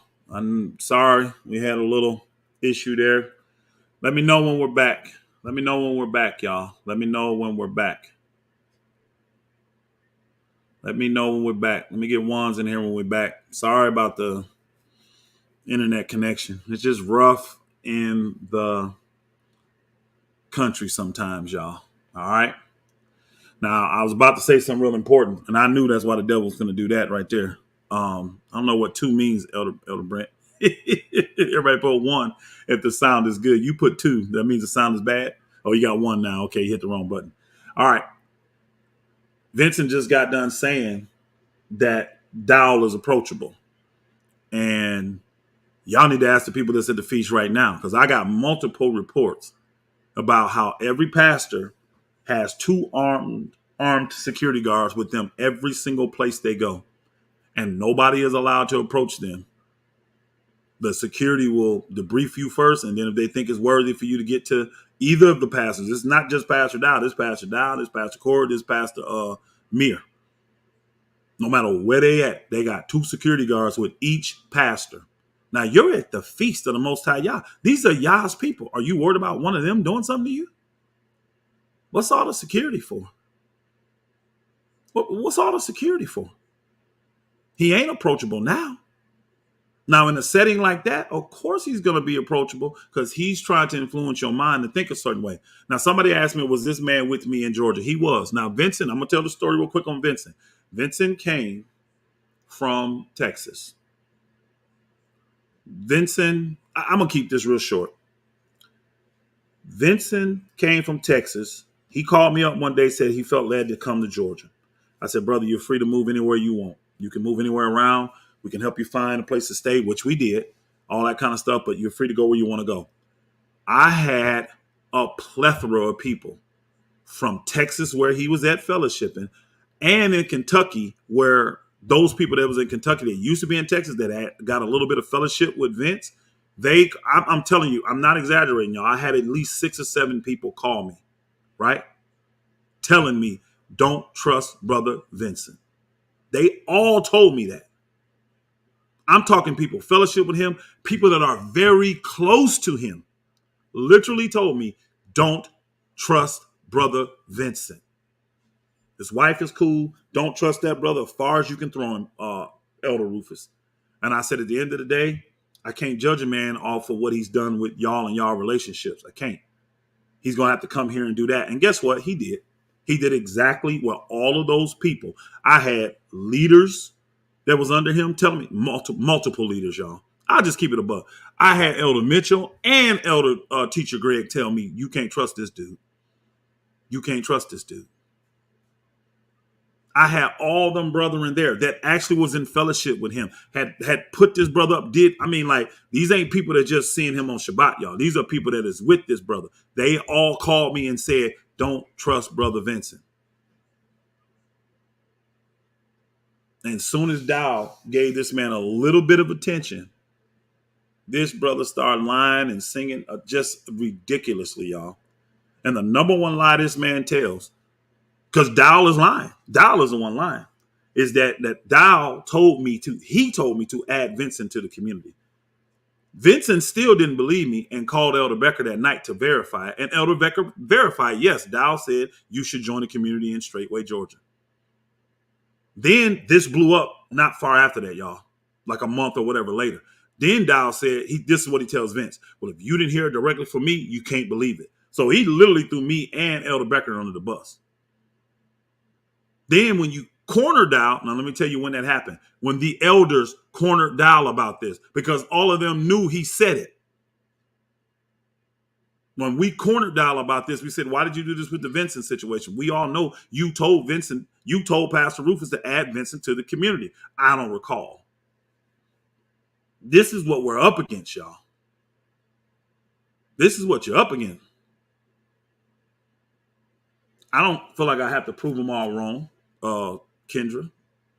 What I have to do is address the lies so that the people that are confused out here, because there's a lot of people that are confused. A lot of them are. So they need to know what the truth is and what lies are. And then they can judge for themselves. You see the title, right? You be the judge. Is this the truth or is people being programmed? You'd have to go back, Kendra, and look at all my other stuff. If you actually care. If you actually care. You'd have to go back and look at all the other videos. Yah's explained a whole bunch of this. It matters, though, because we got souls on the line, y'all. And here's the biggest thing. He can have Georgia people come who just visiting. He could have Alabama come who's just visiting to do work. Mind you, when they come, they working their tails off, y'all. He can have all these people come. Tell him to do a video with the people that live on that land. And I'm talking about the old heads. I want to hear Vicky. I want to hear Elder Becker. I want to hear Diane. I want to hear Ashley. I want to hear Teacher Shane. I want to hear Deacon Bell. I want to hear Scott. I want to hear these people. I want to hear Brett. I want to hear JC. I want to hear these people. Do a video now with your people. Why do you have to get all these other people that are coming in as guests, spending a weekend or a week with you? What else are they going to say? Of course, it's going to be a great experience. And I agree that they probably did enjoy themselves. I do. I'm not saying these people are lying about that. They're lying about the things that they've been programmed to say that this community lied, this person did this about me. Those are the lies because, again, they're just accusations. Nobody's pulling no receipts. Nobody's putting anything up. They're not even telling you what it is. Oh, you've been misled. In what way? Say what's been done that misled other people. I'm telling y'all what Dow's doing to mislead y'all. And I'm showing you the receipts. Where are the receipts against me? But I'm bitter. I'm in my feelings. Some of y'all don't understand spiritual warfare. Let's listen to the rest of Vincent's testimony. Let's see what Vincent said. And then listen to his wife very closely, y'all. I want y'all to listen to his wife very closely. Let's go. I was not approachable. That's a bold-faced lie. There's some things that he told me, suggested a few years ago, when I was still in Houston. I was stuck there, literally, for 5 years until I went to him, explained my situation. He gave me all the proper counsel. I was obedient to what he said. Went to talk to Elder Gabir, as he said, and to make a long story short, because I was obedient from his counsel on, I was able to move. And now I'm, close to the Straitway Georgia Saints. They doing everything right. Everything right. That's my very brief testimony. What you got to say? I think you took everyone. No, you gotta get the sister side. Come on.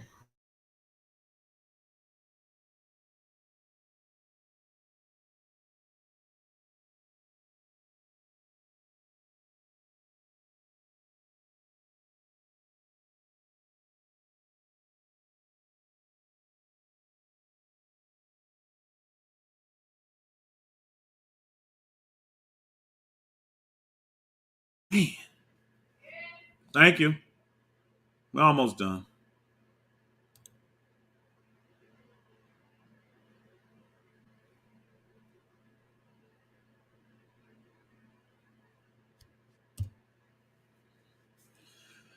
I don't know if they let my message go through. Okay. All right, Saints. Let's put a 1 in there. If we back. I stopped Rosa's testimony so y'all could hear the full testimony. I saw the little light go off. It's buffering now. It's going to take a minute for y'all to catch up. Let's see if y'all can get caught up real quick. All right, we're getting 1s in there. So it should be catching up for everybody. I do apologize. Nothing I can do about it, though. All right, let's go back to her testimony, y'all. This is Rosa. This is Vincent's wife. Let's hear her side. Listen closely to what she says. I know everybody's pretty much hearing the same testimony, but I think it's worth saying, they just do have a beautiful, hospitable spirit there on the land. They're not perfect.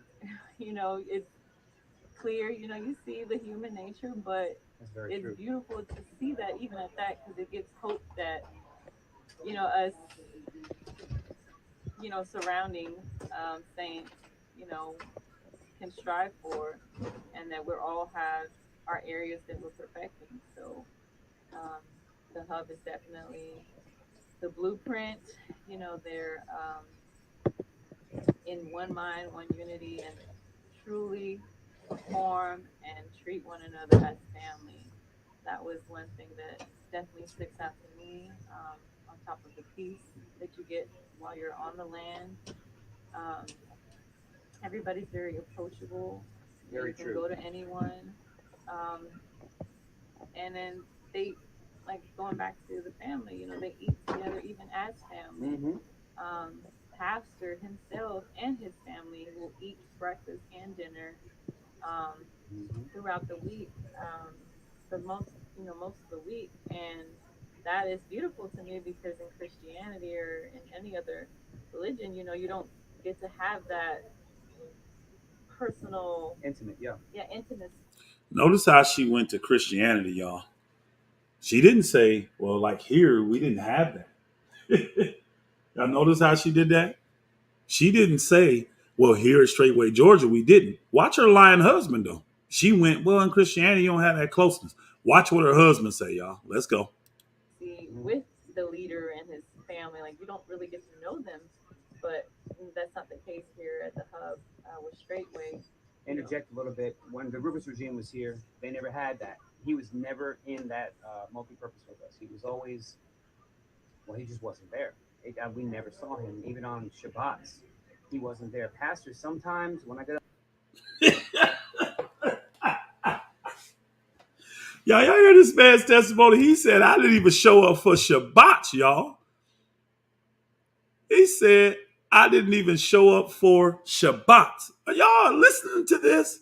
How many of y'all believe in this room right now that I was not showing up as the pastor and the leader of this land, that I wasn't even showing up for Shabbat, y'all? This is crazy. I'm never there. Now, I will say this. I definitely had a lot of responsibilities. So, like this stuff that Dow do, where he'll hang out with them, drinking and getting drunk all the way to 11, 12, that ain't never been me. I've never been that type of person. I may sit there after fellowship for an hour or two or whatever.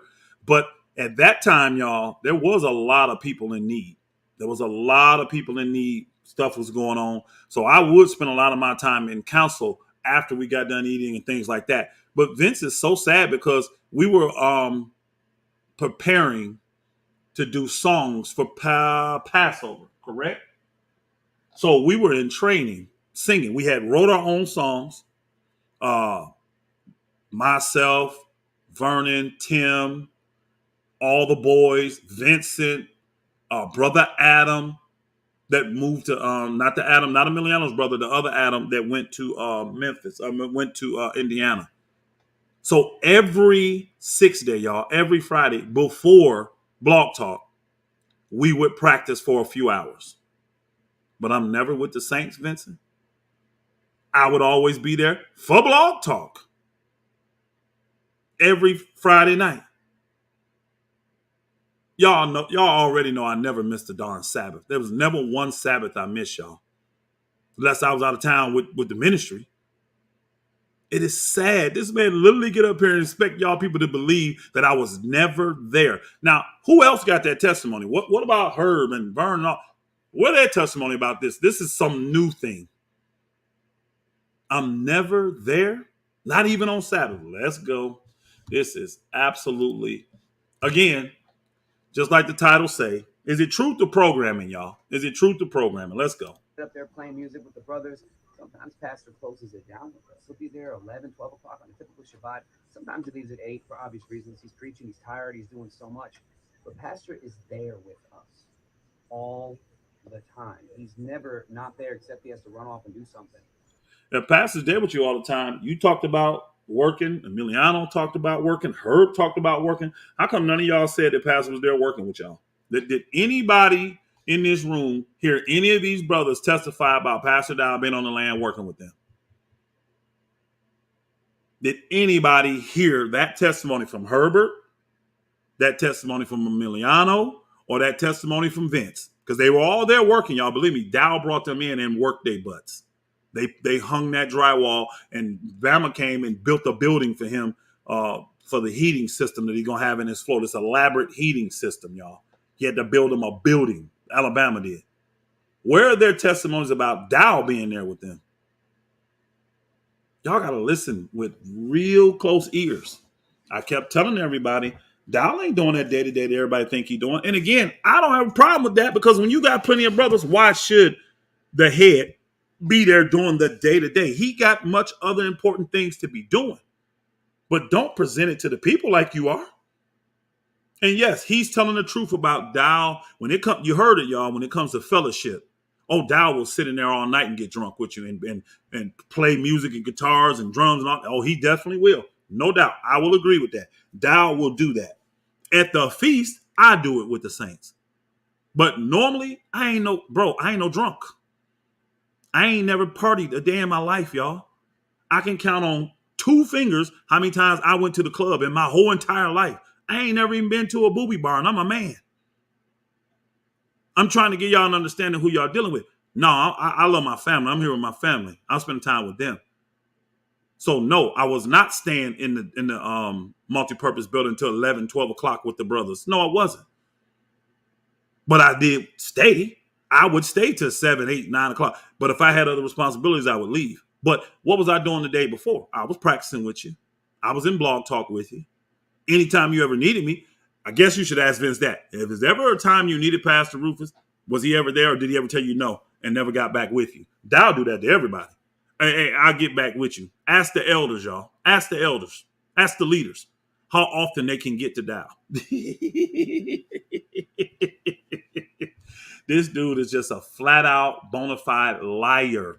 And I wish I would have listened to the brethren in Texas. I wish I would have listened to Elder Mitchell. I wish I would have listened to Teacher Greg. They all told me, don't trust this Vincent dude. Now, mind you, they were all in fellowship with him down in Texas. They were all down in fellowship with him in Texas. They all told me, don't trust this dude. Don't trust this dude. Well, you live and you learn. You live and you learn. Let's finish, Rosa. So this thing that he's a tyrant, it's a bold-faced lie. Would you agree? He's a tyrant over the people that live on that land. When you're a guest, he ain't being a tyrant over you. You can come and go freely. A tyrant rules hard over the people that are under him. Ask Elder Becker if some of y'all, you're there at the feast. You're probably in your tent now listening to this. Ask Elder Becker if Pastor Dow has tyrannical ways. Ask him. Ask Deacon Bell. Ask him. I ain't making up stuff. Let's go.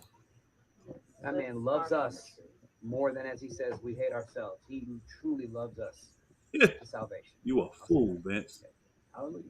So I just wanted to say thank you again, Pastor, and your entire family, which is your extended family as well at the hub there. And, we definitely have an example, a living example of what to strive for as far as being in a community. So bless you, saints. Hallelujah. Bless y'all. Love you, family. Shalom. Now I'm still waiting. You done heard all these people. Has anybody said anything spiritual about Straitway? Has anybody spoke about the deliverance they got when they went to Straitway, the healing they got when they went to Straitway? All they're seeing is a well-oiled machine. The sisters at work, they bump. What did one person say? Man, it could be dark and the sisters in there working. It could be dark at night. Somebody going to be in there working. You damn right about that at Straitway. You going to work your ass off at Straitway. You going to work your tail off at Straitway. You are going to work. And I ain't got a problem with hard work. But what Dow is doing, it's excessive, y'all. It's excessive. And it ain't even needed. It ain't even needed on that level. It's oppressive. And then when you get to a point you can't work, Dow don't care nothing about you. He's listening to all these younger people. He won't even listen to nobody older for counsel. He won't listen to nobody anyways. Nobody can counsel this man. Nobody can do nothing. Well, until his family started to fall apart.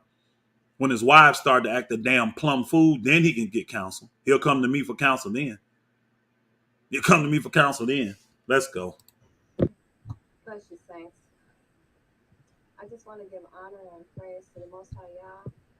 And I'm sorry about Sister Denise's very low voice, y'all. Do your best to hear. This is Brother Vernon's second wife, y'all. This is the woman that was 60 years old, and Brother Vernon inquired about her. And I told her literally what she was going to be, because she wanted to know what her value was going to be in this family. And I told her in front of her, Vernon, and his other wife. I said, you see what she's doing? Look where the baby's at. You're going to be a nanny. I told her that. And she accepted that. So I got no problem with that. She fully accepted it. I told her up front, you're being brought on here to be a nanny. Because Damaris is going to need help, because Vernon, now they just had their fourth baby girl, y'all. I just heard Vernon just had his fourth baby girl. Congratulations, Damaris. Congratulations. Now, Damaris right now, when they recorded this, would be in purification. So this is why you're probably not going to see her. This is sad right here. Out of all the testimonies, y'all, this one is the saddest one to me right here. Right here. Because this is a woman. No, I ain't going to go there. Nope. I'm going to just let y'all listen to the testimony. I'll let y'all listen for yourself. Let's go. honor and respect to Pastor Dow, Mother Carol, and their family. and to the pastors, the Straitway ministry, and to the whole saints as a whole Straitway ministry, to the hub. Um, just talking about our visit to the hub, it was a blessing for us. We were able to work with the saints there and see what really goes on, the truth about what really goes on, and we were being told the truth while we were there. Um, I was enjoying just sitting down with the saints, with the mothers, Mother Carol, Granny Barb, Granny Ruth, Granny Diane, Granny Vicky, and just to be able to just sit down with them and glean from them. I was able to hear from Sister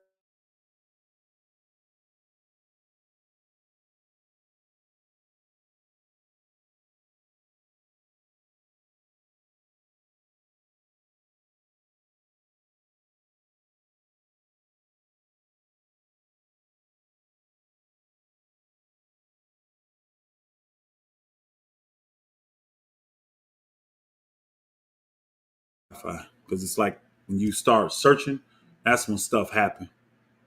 Telling you, because I was searching on mine the first time it happened. I put my phone up here, I started doing it, and then because at first I hadn't touched nothing. All right, I think we're back. All right, y'all. I paused it. I think we're back. Let me see. Let y'all get caught up. Let me let y'all get caught up. Sister Jasmine, it's so good. Is it Jasmine? Yeah. Jasmine Bashan, yeah. It's good to see you in here, Sister Jasmine.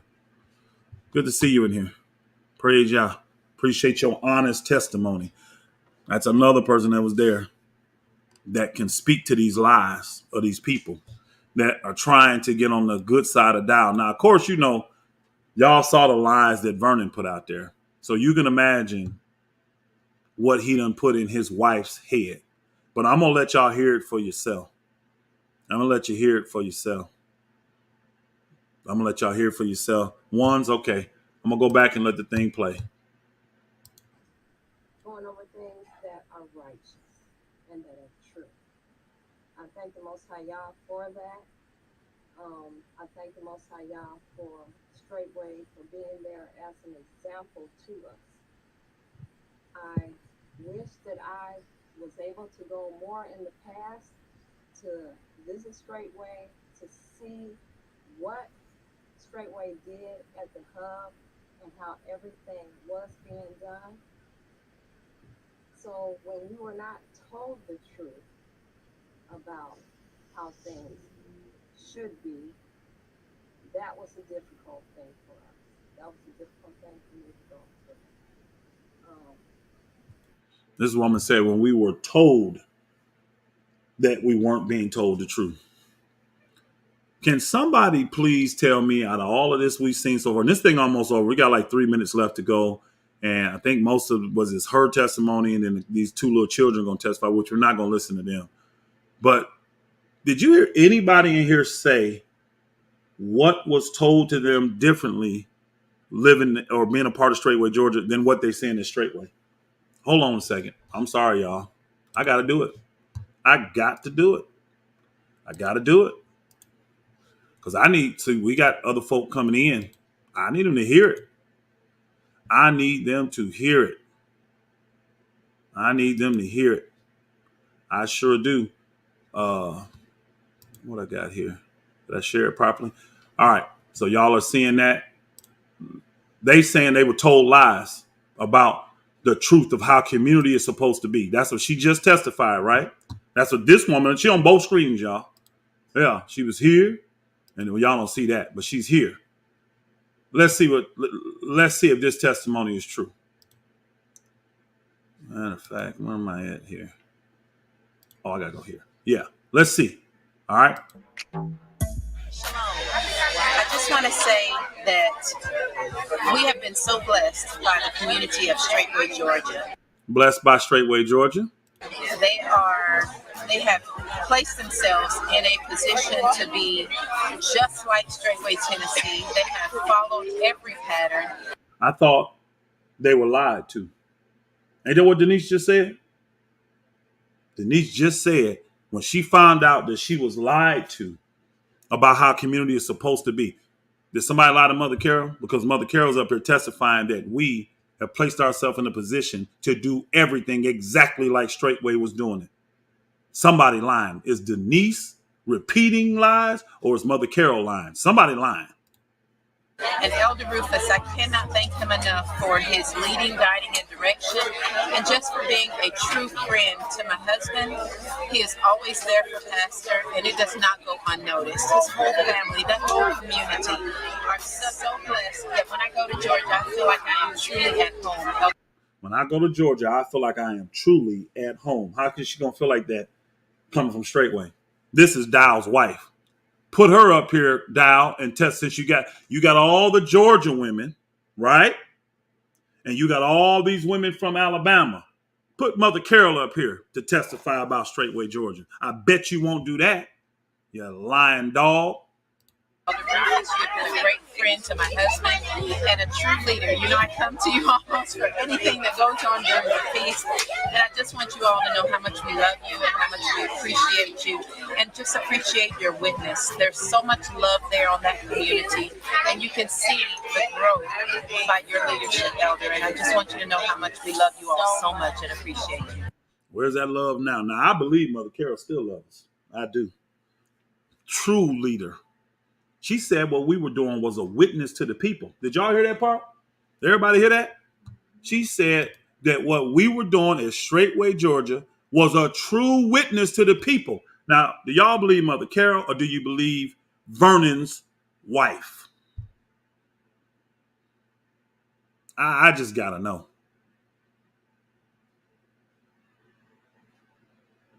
She is definitely, Elder, you got it right. Denise is definitely a reflection of her head now. And that's so sad because that sister came as a mature older sister, but she was vibrant. She looked younger for her age. Man, she done aged so fast being a part of that family. Them kids are wearing her out. I told her it was going to happen, though. I loved her enough to tell her the truth.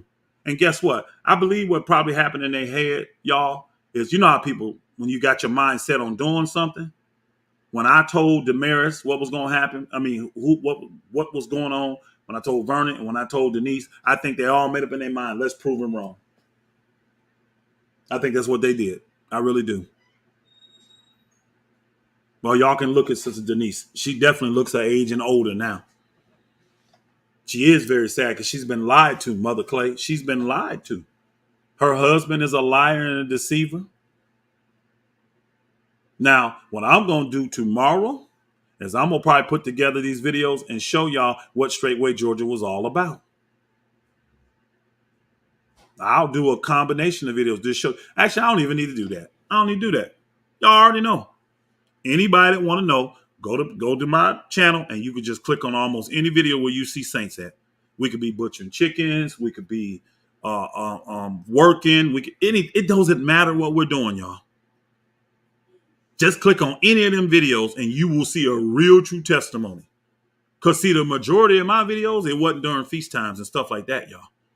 It was regular times at Georgia. Somebody lying. And my thing is this. Let's get before the people then, Dow. You have told all these people in Georgia that I have lied to them about how community is supposed to be. Let's get before the people so I can answer everybody in Georgia's questions. Since you have told them that I lied, but you won't let them talk to me.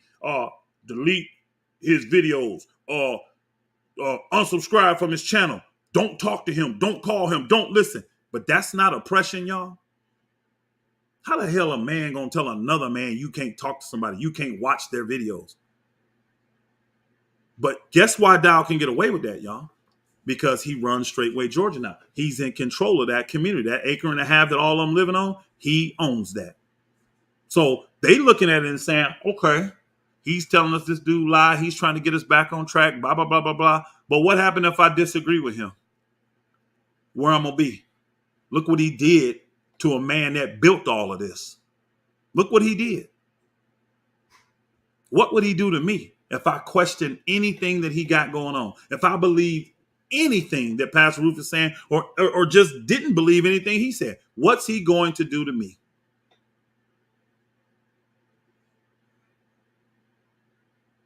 Y'all got to think about stuff like that. These communities that Dow is putting up here, these are communities that he control, y'all. He owns Straitway, Georgia now. He didn't before. He does now. The acre and a half they living on, all the stuff that's on that acre and a half, he owns it. He owns Straitway, Alabama. He controls it, y'all. I don't own it in my name. You controlling the foundation. Yeah, you're going to definitely get flowery responses from people that you get to control where they live. This is so pathetic. This is pathetic, y'all. Flat out. But y'all just heard the testimony of Mother Carol. Now let me get back to Denise. Let me get back to Denise for y'all. Yeah. Fair use, fair use, fair use. Actually, these are all from, oh no, this came from Dow's channel too, yeah. Let's hear Denise's, the rest of this testimony. Now, I'm not, when they get to the children, y'all, that's going to be it. I'm not, the children ain't talking about nothing. Oh, we had fun, we played games, you know what I'm saying? They ain't talking about nothing. Let's go. Knowing something wasn't quite right, but I couldn't put my finger on it. But the truth was not being told correctly. It was being held in unrighteousness. But now it is righteous. It is true. It's being corrected. Correction is going forth. Healing is going forth. Deliverance is going forth. Freedom, oh gosh. Freedom is going forth. Because your freedom, my freedom was taken. This is the first time that I heard anybody say anything spiritual. She claims that deliverance and healing is going forward. Freedom is there now. Now, what was that last thing she just said? What? Freedom was taken away. No, she said something else. Hold on. We're going to go back, y'all. Let's listen again because it's so low. Let's listen. Deliverance is going forth. Deliverance. Freedom. Freedom. Freedom is going forth. Because your freedom, my freedom was taken. She said your freedom had been taken. So now Doll is telling them, y'all see the flim flam? He got, well, this is Vernon, got this woman thinking, and Dow, that her freedom was taken. I would love for somebody to show me and tell me concretely how I took the freedom of the saints there in Straitway, Georgia. We were way more free than any other community that Straitway has ever had. And I'm going to tell y'all right now, this is the sad part that a lot of folk don't want to believe. The reason Dow did what he did was because of the love at Georgia. He couldn't duplicate that. He couldn't. He got tired of hearing the testimonies of the saints wanting to be in Georgia more than they wanted to be at the hub. So now this is why he going on this campaign, making all these people that are under his tyranny. Because again, these people live on his property. They can't afford to buck against Dow because he would do to them worse than what he did to me. Think about it. These people live on Dow's property. Tell Dow, if he wants to put a true testimony up, get all the leaders up there on the stage like he did against, what's his name? Teacher Eric. Get them all up there and get all of them to talk. Don't just have bigger fat ass Mir talking. Don't just have that musclehead ass nigga Corey Phillips talking. Let Elder Becker speak. Let Elder Chris speak. Let Elder Ezekiel speak. Elder Donnie. Let Elder Mitchell speak. Let them people speak too. Don't just get your numb nut football military head boogers up there speaking. Let them all speak down. You ain't gonna never do it because you already know what'll happen. You already know. You already know. This is sad and pathetic, man. Look at this woman. This is sad. This is really sad. But now my freedom is going forth. I thank the Most High Yah for that liberty and for that freedom. I thank the Most High Yah for enduring with me and for helping me, for His grace and for His mercy and for being able to cry out to Him when injustice is being done. that not why we're put on this earth sometimes, just to cry out if we see injustice. And Did you cry out for injustice, Denise? When was this? I'm asking. When did you cry out for injustice? When did you see something bad on that land and you start crying out to the Father for it to change? When did that happen, Sister Denise? This is pathetic. so I thank the Most High Yah for just doing what was righteous in us and for continuing to do what's righteous in us. I encourage everyone who has not visited the hub, please, I encourage you, go visit the hub. Go see how things should be. Go see how things need to be according to the scripture, according to the book. Go see how things are being followed by the book. And won't be lied to. The truth will be told to you. You'll see the truth in the living at the hub. You'll see the truth in everything that they do. Bless you, son. All right, Hannah. All right, I told you I'm not going to listen to the little children. They just talking about how much fun they had and the games they played and all that kind of stuff. I'm going to be upfront with y'all, Saints. I'm going to be honest. That's it for the video on that side of it. I'm going to be honest. I know the Most High Yah told me when myself and Elder Brent, we sat down with the Saints of Straitway, Georgia. Dow had already commanded them, y'all, not to go. But there was about 30 Saints that were brave enough and said, nope, we want to hear Pastor Rufus and we want to hear Elder Brent in their side, right? So they came and they got to hear. And they made their decision. And most of them have made their decision with their feet. They're no longer fellowshipping there. They see the wickedness. They've seen what is going on. They understand. They do. But I'm going to be honest with you. I told them in that meeting that this whole thing is like a roller coaster. You're going to have a myriad of emotions. You're going to have really good days, really bad days. It's just part of the healing process, right? But I also told them this, and I said it 4 or 5 times. Yah's going to use me to show a lot of you how to forgive. He is. Because a lot of people during this thing have taken the testimony of the same thing that Dallas trying to accuse me of, y'all. The same thing. One man's testimony against me. He is literally doing Deuteronomy 19:15, y'all. He's going to these people, testifying against me, lies, making up stuff, trying to make me look bad, right?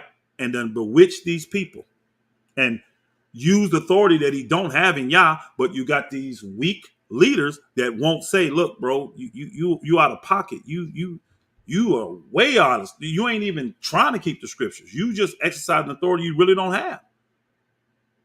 But because of this respect of a person and this fear, he's getting away with it. I'm going to tell you, some of these people at Straitway, Georgia, I'm going to go ahead and put it out there. That is going to be my test, y'all.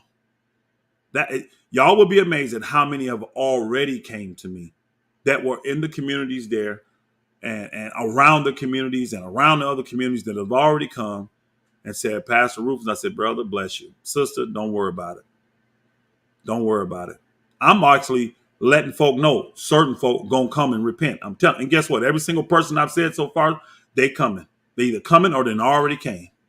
But I'm gonna tell you right now, the bewitchment he's done through Vernon Wicked Matthews, and you see what he done to his wife. Vincent, Lion Rescue, I can tell he hadn't affected. Oh, girl, you could see his wife is wise. She was very careful with her words. And you notice what was negatively said about us from her? Nothing. Look at Demetrius's wives. They just got up and testified about how much fun they had at Straitway. What negative did they say about the community there? Nothing. You can see where women are wise and they have the Holy Spirit. You can see where women are old and foolish. And they're led astray by another old and foolish person that don't have the Holy Spirit. I ain't done nothing but love Brother Vernon. And because I told Brother Vernon the truth about him and the things that he lacked spiritually, I became his enemy. I did. I became his enemy. This family, y'all, can any of y'all remember the name they were called? Crumb snatchers. Now, y'all that are here, that use of fellowship, did I even know that name? I never even knew that. The Saints in Georgia that were a part of the community, not Georgia, not Straitway. I'm talking about all of us, y'all. The whole assembly down there. The Saints start calling this man's family crumb snatchers. Not us, not my family. We found out because again, anything like we got a Marco Polo, y'all. If somebody put up there, hey, I got these headphones I'm not using no more. His family, hey, we'll take them. It didn't matter what it was, y'all. They would get on that polo first. It's like they're never satisfied. Mind you, Vernon's family was the only family I allowed to have a freezer in his house. Full of food. Refrigerator, full of food. Because I'm like, yeah, you'll have a little space. You can use your office. You can hold some people, blah, blah, blah. There was so many things we did personally for just that family. Again, he's older. I did it out of love, y'all. Not out of favoritism for him. I did it out of love. I did it to keep him encouraged. You can never satisfy this family. It didn't matter. I literally had to tell Saints, please stop giving them stuff. They don't need it.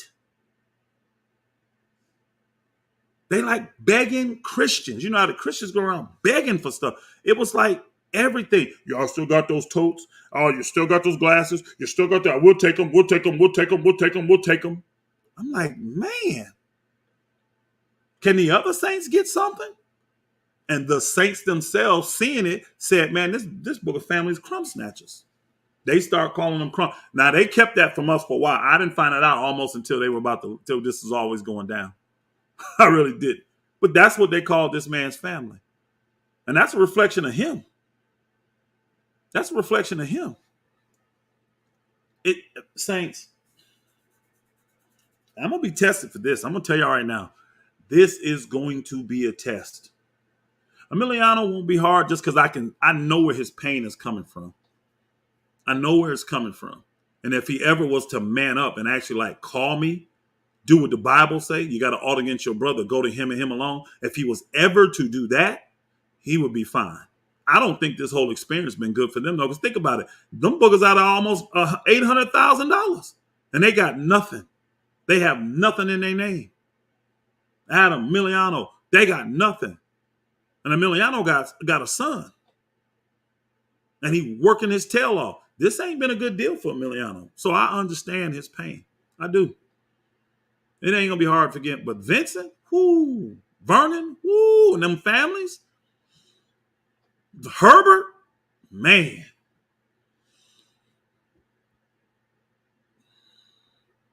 All I can tell you is I look forward to that day because it's coming. It's coming.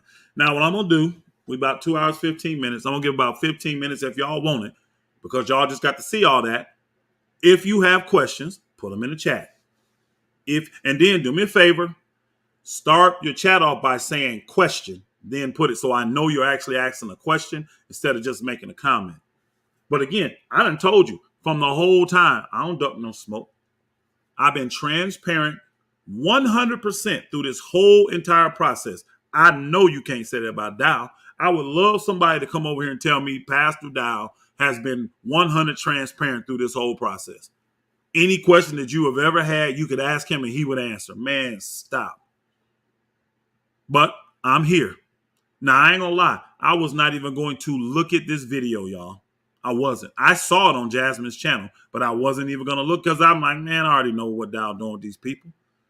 Everybody have a good experience. When they deal with the saints at Straitway, yes, you're gonna love them. How about living there and being up under Dow's tutelage? Let's see how you feel about that. All right.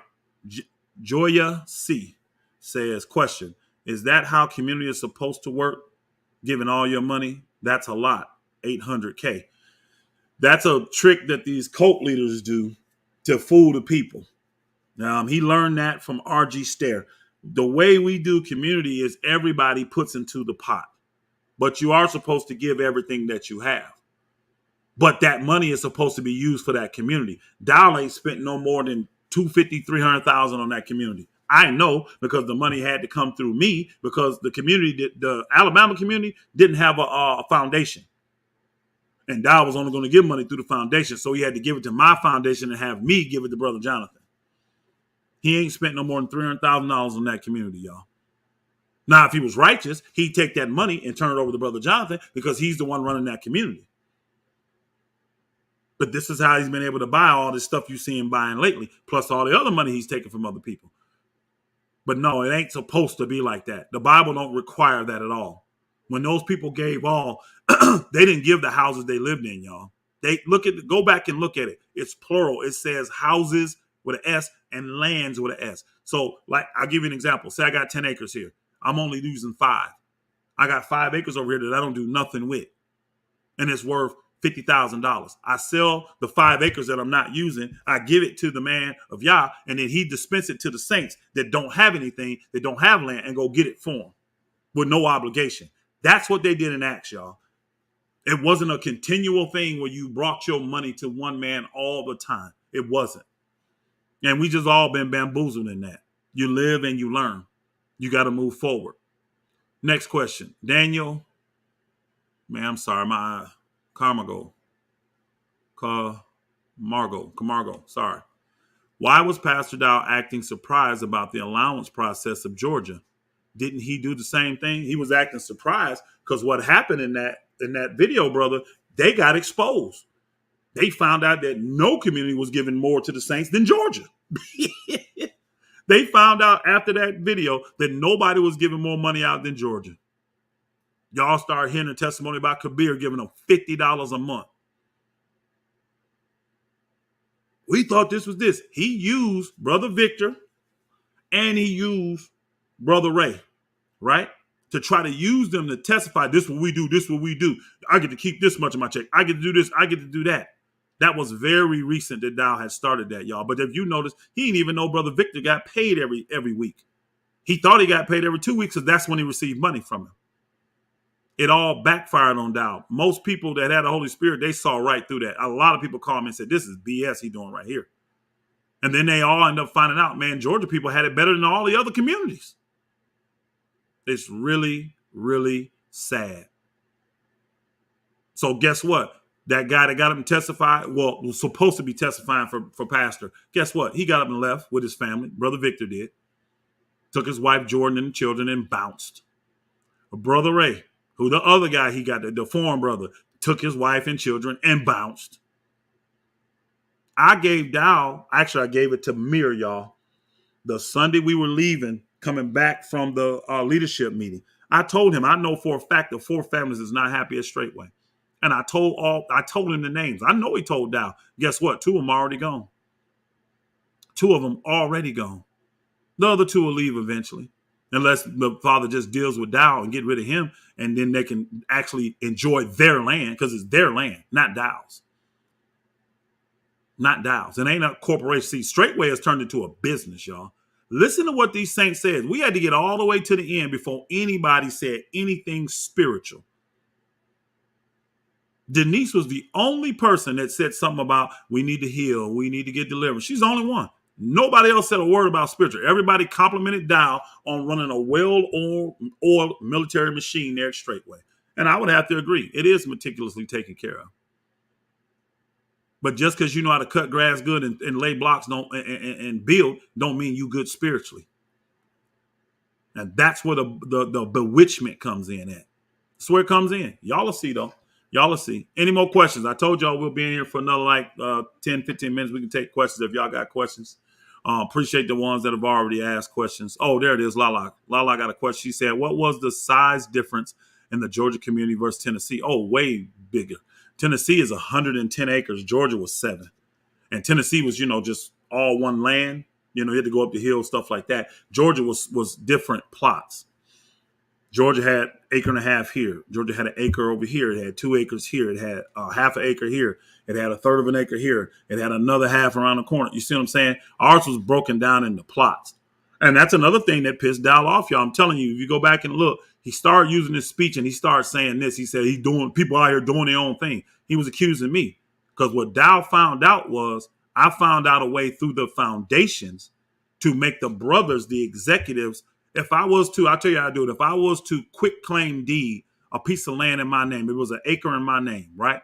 and I quit claim it to the foundation, if I assign an executor over that particular land, that land belongs to him. Nobody else can take it from him. So I saw that and I'm like, wow. So where our new house being built, I can be the executor over that. Where the acre and a half that was in Dow's name, I could put Brother Vernon over that. The acre across the street, I could put Tim over that. This would be land that they would have owned in their own name. The half acre around the corner, I can put Brother Mike over that because I'm thinking about all the brothers that's been there for a while that deserve to have land in their name, that were patriarchs of their home. Now, Mike didn't have no family, but he had been there since the day we moved on that land in 2013. And I was excited about that. Had I talked to the brothers about that? No, because I wanted to make sure I got all my ducks in a row, make sure I can do this, because they don't, you know what I'm saying? I'm going to tell them, and then if something happened, we can't do it that way. Oh, man, everybody disappointed. So, no, I hadn't talked to the brothers in Georgia, but I did talk to elders about it. And them elders, the multiple elders I talked to about it, they got to Dow and told him. So he knew what I was going to do. Think about that, y'all. Think about that. It went down. If that was allowed to happen, and then all of Israel start hearing, man, Pastor Ruth is giving people land down there. He's putting land in people's name, no matter how the size. How do you think that would have went over with the other communities? Well, the leaders of these communities are the ones that's in total control of all these lands. You think they would have been happy about that? Daniel got another question. He says, what is your honest reasoning as to why the righteous elders did not bring you forth to the people? I don't understand that question. What's he saying? What do you think their reason is why they just didn't take you before the people? Dow didn't let them. Dow made sure that they didn't get me before the people. Dow did not want the biblical process to go forward.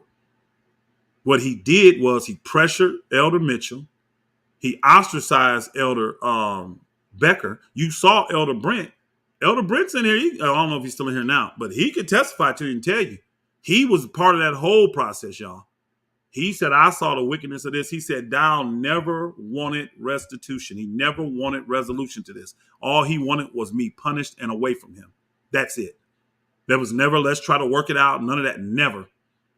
All he wanted was blood. And he dictated the whole thing. Now, mind you, he shouldn't have been allowed to do that because it was a controversy with him. If you go to Deuteronomy 19, the same thing he accused me of. What is what Deuteronomy 19, 15, 16, 17? What does it tell you to do? If you have this type of thing, it says take the two that are in this controversy and bring them before the Most High Yah, bring them before the judges, and bring them before the priests of that time. Dow made sure we didn't go before the people. And he had actually admitted, see, I got receipts of this too. Dow had already admitted it to people that if these elders can't levy a judgment against Pastor Rufus, I'll do it my damn self. And that's exactly what he did. And these weak leaders allowed him to do it. Because they could have stepped up and said something. They could have. But I didn't know Mir had an issue with me. It came out during this. I didn't know Corey had an issue with me. Don't listen to their lies, y'all. Because this is so simple to see how they manipulating the scriptures. This ain't even hard. Some of them got offended when they heard the way I talked to Pastor Dow in Wisconsin, y'all. Because Dow secretly recorded that, right? And then he sent it to Pastor Corey, and Pastor Mir was in there. So he heard it. Elder Mitchell, I saw it take the steam out of him. But again, I say play it for the people. If it was that bad, let the people hear how I talked to Dow. And then let them decide. Some may say, man, yeah, that was really bad. Okay. Was it so bad that I'm supposed to be cut off from communication? That I'm supposed to be be like a Catholic and excommunicatoed? But most folk don't get, I was talking to that spirit, that wicked spirit in Dow. I was provoking that spirit so people could see what the hell was going on. And guess what? All the people in that room saw it. Everybody admitted that we caught Pastor Dow and Pastor Mir in lies. Multiple lies. But Dow never puts himself in the seat of judgment. You can't judge him. He's literally teaching people now, if you don't have the tenure that I have, meaning if you ain't been a pastor as long as me, you can't judge me. Somebody show me that in the book. This man has got the book of Dow. And guess what? He got a bunch of people because he's got a 30-year track history. of doing people right, of building for people, you go with that instead of what the book actually tells. Well, a lot of folk, that stupor is falling off of them. Them shackles done came off of them. Their eyes are being opened. Is anybody wondering, like, where's the celebration? Remember how that tabernacles, you would just see video after video. Remember they have a live feed. They literally had a live feed set up where you could watch us fellowship the whole time at tabernacles. What happened to that? He got cameras everywhere. Why can't we watch the actual live feed of tabernacles at Straitway right now? You know why? Ain't much celebrating going on, y'all. You right, elder. He been 30 years of fleecing the flock. And it's being exposed by the Father. Oh, man, you causing him problems, Pastor Rufus. The Most High causing him problems. Because he won't repent. He knows he won't repent. And the people that want to be with him, stay with him. That's all I can tell you. Stay with him. If you love to be controlled and dictated and not really be free, Denise talking about, oh, I'm so free. No, you're not. Denise, tell your husband to say anything negative about Pastor Dow. He will have you, your other sister, and all them 4 babies out on the street. You know how I know? He did it to me. He did it to me. He didn't care what happened to me, my family, my wives. He didn't care what happened to my daughters. I got a 2-year-old daughter. He didn't care. 11-year-old. He didn't care. He said, I hope the man becomes a vagabond. So what you, and all this is from hey, let him tell it, y'all. Hold on. Let Dow tell it. All this came from one conversation I had with him in Wisconsin. Now, that conversation was so bad. Y'all think about this, y'all. Think about this. Could not Dow end all of this, y'all? If that conversation in Wisconsin was so damning against me, could he not just play that for y'all and then all this will go away? And everybody would say, you know what, Pastor Rufus, you were wrong. Shut your mouth. Why ain't he doing it then? Why ain't he doing it? If I was sowing discord like Dow accused me of, why is he not playing the tapes of me that I gave to him freely? Of me talking to the brothers in Georgia about what was about to come from this spirit. I told them this spirit is not going to be happy until separation takes place.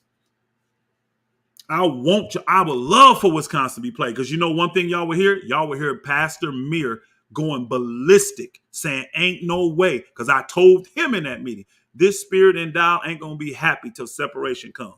And Mir said, hell no, not going to happen. I don't care nothing. We ain't separating. It will never happen. I don't care. Da, da, da, da. He was going ballistic. Then you let Dow get in his ear for a few days. Oh, man. He told Elder Brent, man, we got to put so much fear in Israel that nobody will ever raise up against leadership again.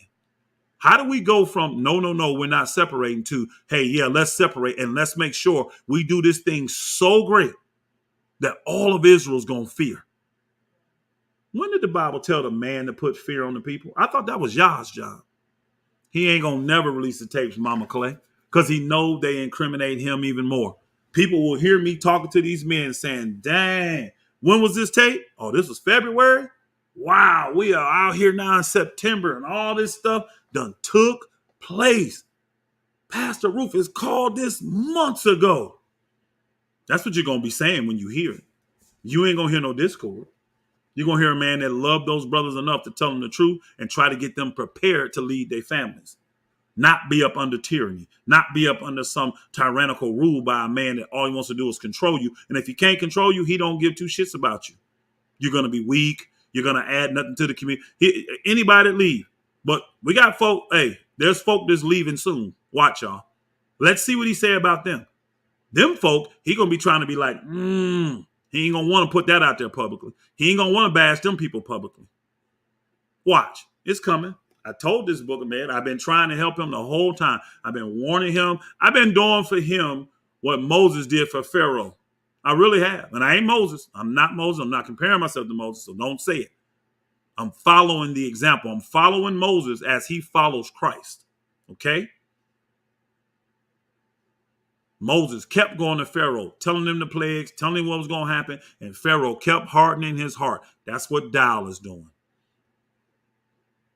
And he wants to put videos up like this, and then the little BS videos he does on his porch with Randy to recruit new people. You know why he's trying to do this, y'all? Because Dow knows these people leaving. That wicked spirit endowed knows these people ain't buying it no more and they leaving. He can already tell it in the pocketbook.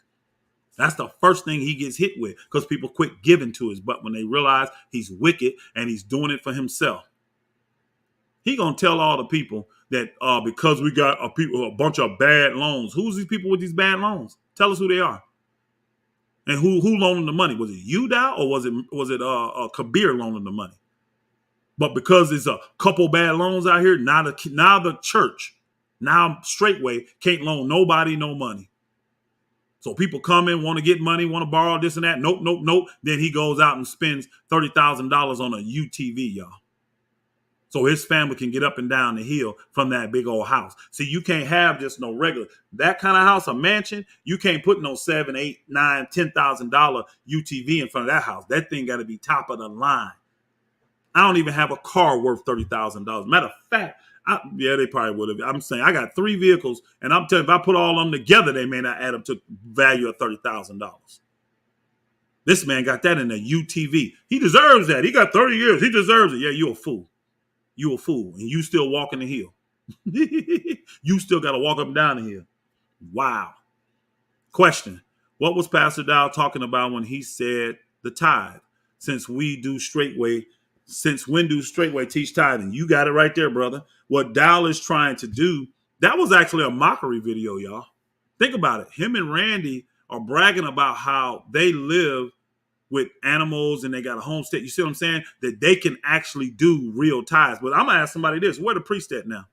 Where's the temple at now? Where's it at? Who you taking it to? Y'all got to go back and read that stuff very, very carefully. Like the part when it tells you that when you go to the feast, but if you have animals and it's too much for you to on your long journey and you're supposed to cash it in, right? For cash, for kasef. It tells you to go buy with that money whatever your heart desires. The feast is about you coming together and you bring it to, like, I'll give you an example. Say I love lamb chops and I got a couple I got a couple lamb and I got a couple goats and a cow I want to take, but my journey is really far. I sell those, get the money, and then what I would want at the feast or what those would provide, like I'm bringing a lamb. I love lamb chops. I just go buy lamb chops now with the money. I brought a cow because I like steaks and burgers. I go buy all that and just bring it to the feast. The book tells you whatever your heart desires.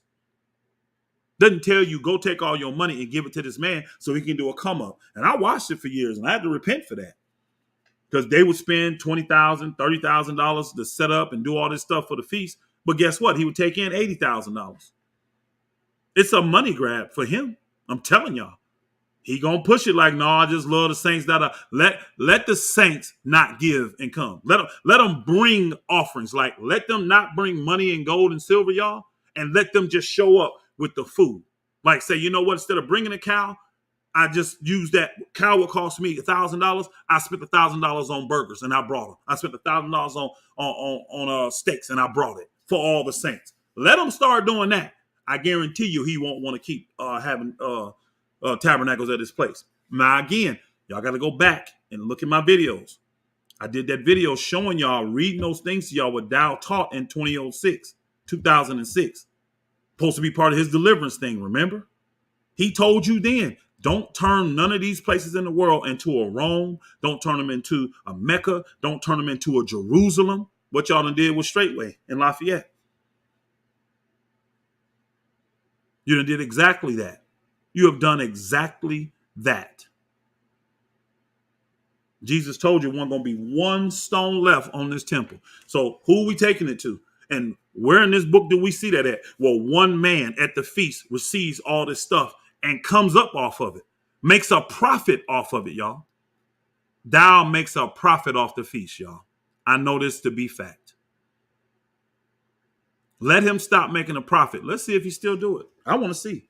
I don't think he would. I don't think he loved the saints that way. If the saints just started bringing their own stuff to, and like if we want a bunch of drink, I'll bring all the drink. I'll bring all my food for the week, and I have enough to share with all the other people too. Let him start doing that instead of putting money in Dow's hand. Let's see what he say. Let's see what he say. He don't teach on tithes because he know it ain't biblical. We ain't in that no more. Again, show me the temple, show me the priest. And then do this. Show me the priest that took in all these tithes and enriched his life to where he lived so much greater than everybody else. Show it to me, y'all. Because that's what Dow's doing.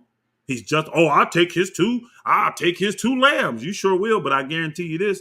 Let everybody show up with lamb. You ain't gonna be happy. Let everybody show up with animals. You ain't gonna be happy. I guarantee your speech will change, just like I've been showing these people all this time. Your speech change. Question. This probably be the last one I answer, y'all, and then we can get out of here. Do you believe that middle-aged single women in Israel have no value? Hell no, I don't believe that. Makes me upset when I hear the videos on it. That's Dow teaching. Miriam Young, all that. I'm an example of that. All my wives will be considered middle-aged. I think the youngest in my house is 43. And the oldest is 56. You see what I'm saying? No, I don't believe that one bit. Here's the case. Here's the thing. If I actually believe that, what is Isaiah 4 talking about then? This restoration of the daughters of Zion. These women that have to get this reproach off of them. If everybody goes and marries virgins between 18 and 22 years old, 25 years old, what reproach they got on them, y'all? What shame? Look behind that word reproach. What shame do they have on them? No, this Jezebel spirit, this independent spirit, this I don't need a man spirit that's put on the daughters of Zion, that's been programmed into them by these programs and liberation, and y'all know what I'm talking about. That's the reproach. Going all these years without having a husband, can't have children. That's the reproach. That's the shame. That's why these women are saying, we will bring our own food. We will wear our own garments. How you gonna not be a successful woman or a woman that can not successful, a woman that can provide for herself? How could you say that? What 18-year-old virgin, 22-year-old virgin gonna say that? See, that's what he gonna tell you. Get them young, you can have more children, blah, blah, blah, blah. Like these women from 30 to 55 ain't got no value. Yeah, they do. And they're the ones that the book is talking about need to be restored. Go show me what virgin fits Isaiah, the prophecy of Isaiah 4, chapter 4, verse 1. Which one? Feminist. There, I couldn't think of that word. Yeah, feminist. That stuff is being preached on the women. And it's caused these women to think we can do it without a man. And now they're getting in their 30s and their 40s and their 50s, some of them in their 60s, and they want a man bad. They got all the money in the world. They can pay their own bills. They can buy their own clothes. They don't need a man for that stuff. They need a man for his protection. They need a man for his real, true covering. They need a man to take authority over them so that they can get rid of that Jezebel spirit. That's what you need it for. That's the number one thing you need it for. You need a real, true spiritual covering. If not, it ain't going to work for you. I'm telling you that right now. And the problem is you got numbnut men out here listening to people like Dow telling them that they're a man because they can go out here and work. But when it comes to the spiritual matters of their family, they won't address it at all. They will put that burden on Dow. Oh, well, we got Sabbath coming up. Dow gonna preach about it. Last I checked, when I read that book, and Paul was giving instructions telling the women to be silent in the assemblies. The instructions for them was to go ask your husband at home if you got a question, not to go ask the spiritual leader, not to go ask the fake pastor, the pastor in wolf in sheep clothing. That ain't what he told you to do. He said, go ask your husband. Go ask the person that's the authority over you. Some of you women need daddies. You got major daddy issues. So you need to find a real true man of y'all that ain't going to be looking at your breasts and ain't going to be looking at your butt. Ain't going to be looking at you in a lustful way, but going to take you in. See, I did that with Selena. When Selena got kicked out of Straitway, y'all, that nasty, funky dog Dow kicked that girl off the land in the middle of the night, y'all. And I had to get in my Suburban and drive all the way to Straitway, 4 hours, pick her up, pick her things up. That girl cried. Dow treated her like a dog. He didn't give two shits if she stayed in the ministry or not. He didn't care when he kicked her off that land. And I took her in and I was a father to her. Now, because I honored her and gave her the desires of her heart. And guess what that was, y'all? She still loved Dow. Even though Dow treated her like shit, that little girl still loved Dow. And I saw it for the 4 years she lived with me. So when that opportunity came, like, hey, that's what she wants. Y'all said I'll give you the desires of your heart. But I treated her like a daughter. I didn't do what Randy did. I didn't do what Randy did. See, when Randy got a young daughter like that under his roof, he started exercising spiritual power. He started manipulating spiritual power, saying, well, you're a handmaid. You're living under my roof. You got to get down on your knees and serve me. You got to open up them legs and serve me. That's what Randy did. Say I'm lying, Randy. No, she wasn't his wife. She was a young daughter that needed a place to stay because she came into the faith and her parents kicked her out. Because you know how people are when you come and keep the commandments and stuff, they start tripping on you. So her parents kicked her out. She had nowhere to go. Randy was supposed to be the leader over the New Jersey Saints, y'all. So Randy, I got my sister. I got her. I'll take care of her, pastor. I'll take care of her elders. Took that girl in, and then that girl had to call us and tell us that this man got her having sex with this woman and trying to get her to open up her mouth for him. People say, oh my God. Well, let's keep it a buck. This is the truth. I hate to air dirty laundry, but look what this dog's saying about me. This is all lies. This is what he does. Ask Selena if I ever gave her any kind of looks besides a look that a father would give his daughter. Ask Charita if I ever gave her any kind of look. See, these are women that were single, came, lived on my land, and got treated like daughters. Ask any other woman at Straitway, Georgia. Ask any sister that's ever been there. Ask any woman that's ever been at the feast, have I ever made them feel uncomfortable in a sexual manner? Have I given them that look? Ask them. I'm asking all of Israel. Ask them. Guess who don't have that testimony? Brother Vernon. You don't have it. You shocked I said that, huh? He ain't got it. I'm keeping it a buck. Lying dog. I will tell you this now. And guess what? It's women in this room that can testify to this. Every single person that came to Straight, they didn't have to be single. Every single woman that came to Straitway, Georgia, knew Vernon made them uncomfortable. Touching on them, hugging on them too tight, kissing them when he just meeting them, all kind of crazy shit, y'all. I wish I recorded Sister Denise when she first came to Straitway, Georgia. The stuff she said about Vernon, y'all, she's an educator. She's a teacher, right? For like 30 years. You can know how them teachers can put them work. Man, that woman eviscerated Vernon. Like he was the most vile thing to that woman, but I guess she got to thrive, and I guess she got to a point when she got to 60, realizing, man, ain't nobody gonna take me but him. So I better change my mind about him. Does some of y'all actually care and you love Denise? Ask her. Is this true what Pastor Rufus said, that when you first met Brother Vernon, you didn't like him and you thought he was a pervert? Ask her. See, I don't have this history with the saints, y'all. Since these men want to go out here and purposely lie on me. I don't have my best friends in the ministry going to other saints, telling them, warning them about me. That's Vincent Resco. That's Vincent Resco. Before this went down, name one leader that went to anybody in Israel and warned them about me. Name one. Now you get them all now because they don't, well, not all, but these books done sold themselves out for Dow. They'll do it now. But I'm talking about before all this blew up. Name one leader that warned saints, man, you don't want to go down there Straitway, Georgia. Man, Pastor Rufus, man, he be tripping. Pastor Rufus got a problem, man. He be looking at the sisters, man. Pastor Rufus got an issue, man. Pastor Rufus he's a tyrant, man. He gonna make you work your ass off. You go down there. Who said that? Ain't no love in Straitway, Georgia. Where these testimonies at? Where these testimonies at? It's the quite opposite. Everybody in Israel know. Man, the brothers in was it Texas? Made me a plaque. We didn't even keep that, did we? Did we still got it? Did we keep it? No, I think it had Straitway all over. We got rid of everything Straitway. But the brothers in Texas did this carving in these plaques for all the communities, man. And you know what they put in the carving for mine? I forgot how they said it, but they pretty much was talking about how I got great love for the daughters of Zion and I'm a restorer I'm a restorer of the daughters of Zion. No, I'm the one educating Israel on how to properly look at a woman. See, your wife, you should be looking at her like a sister first and foremost, because that's what she's going to be in the kingdom if you both make it.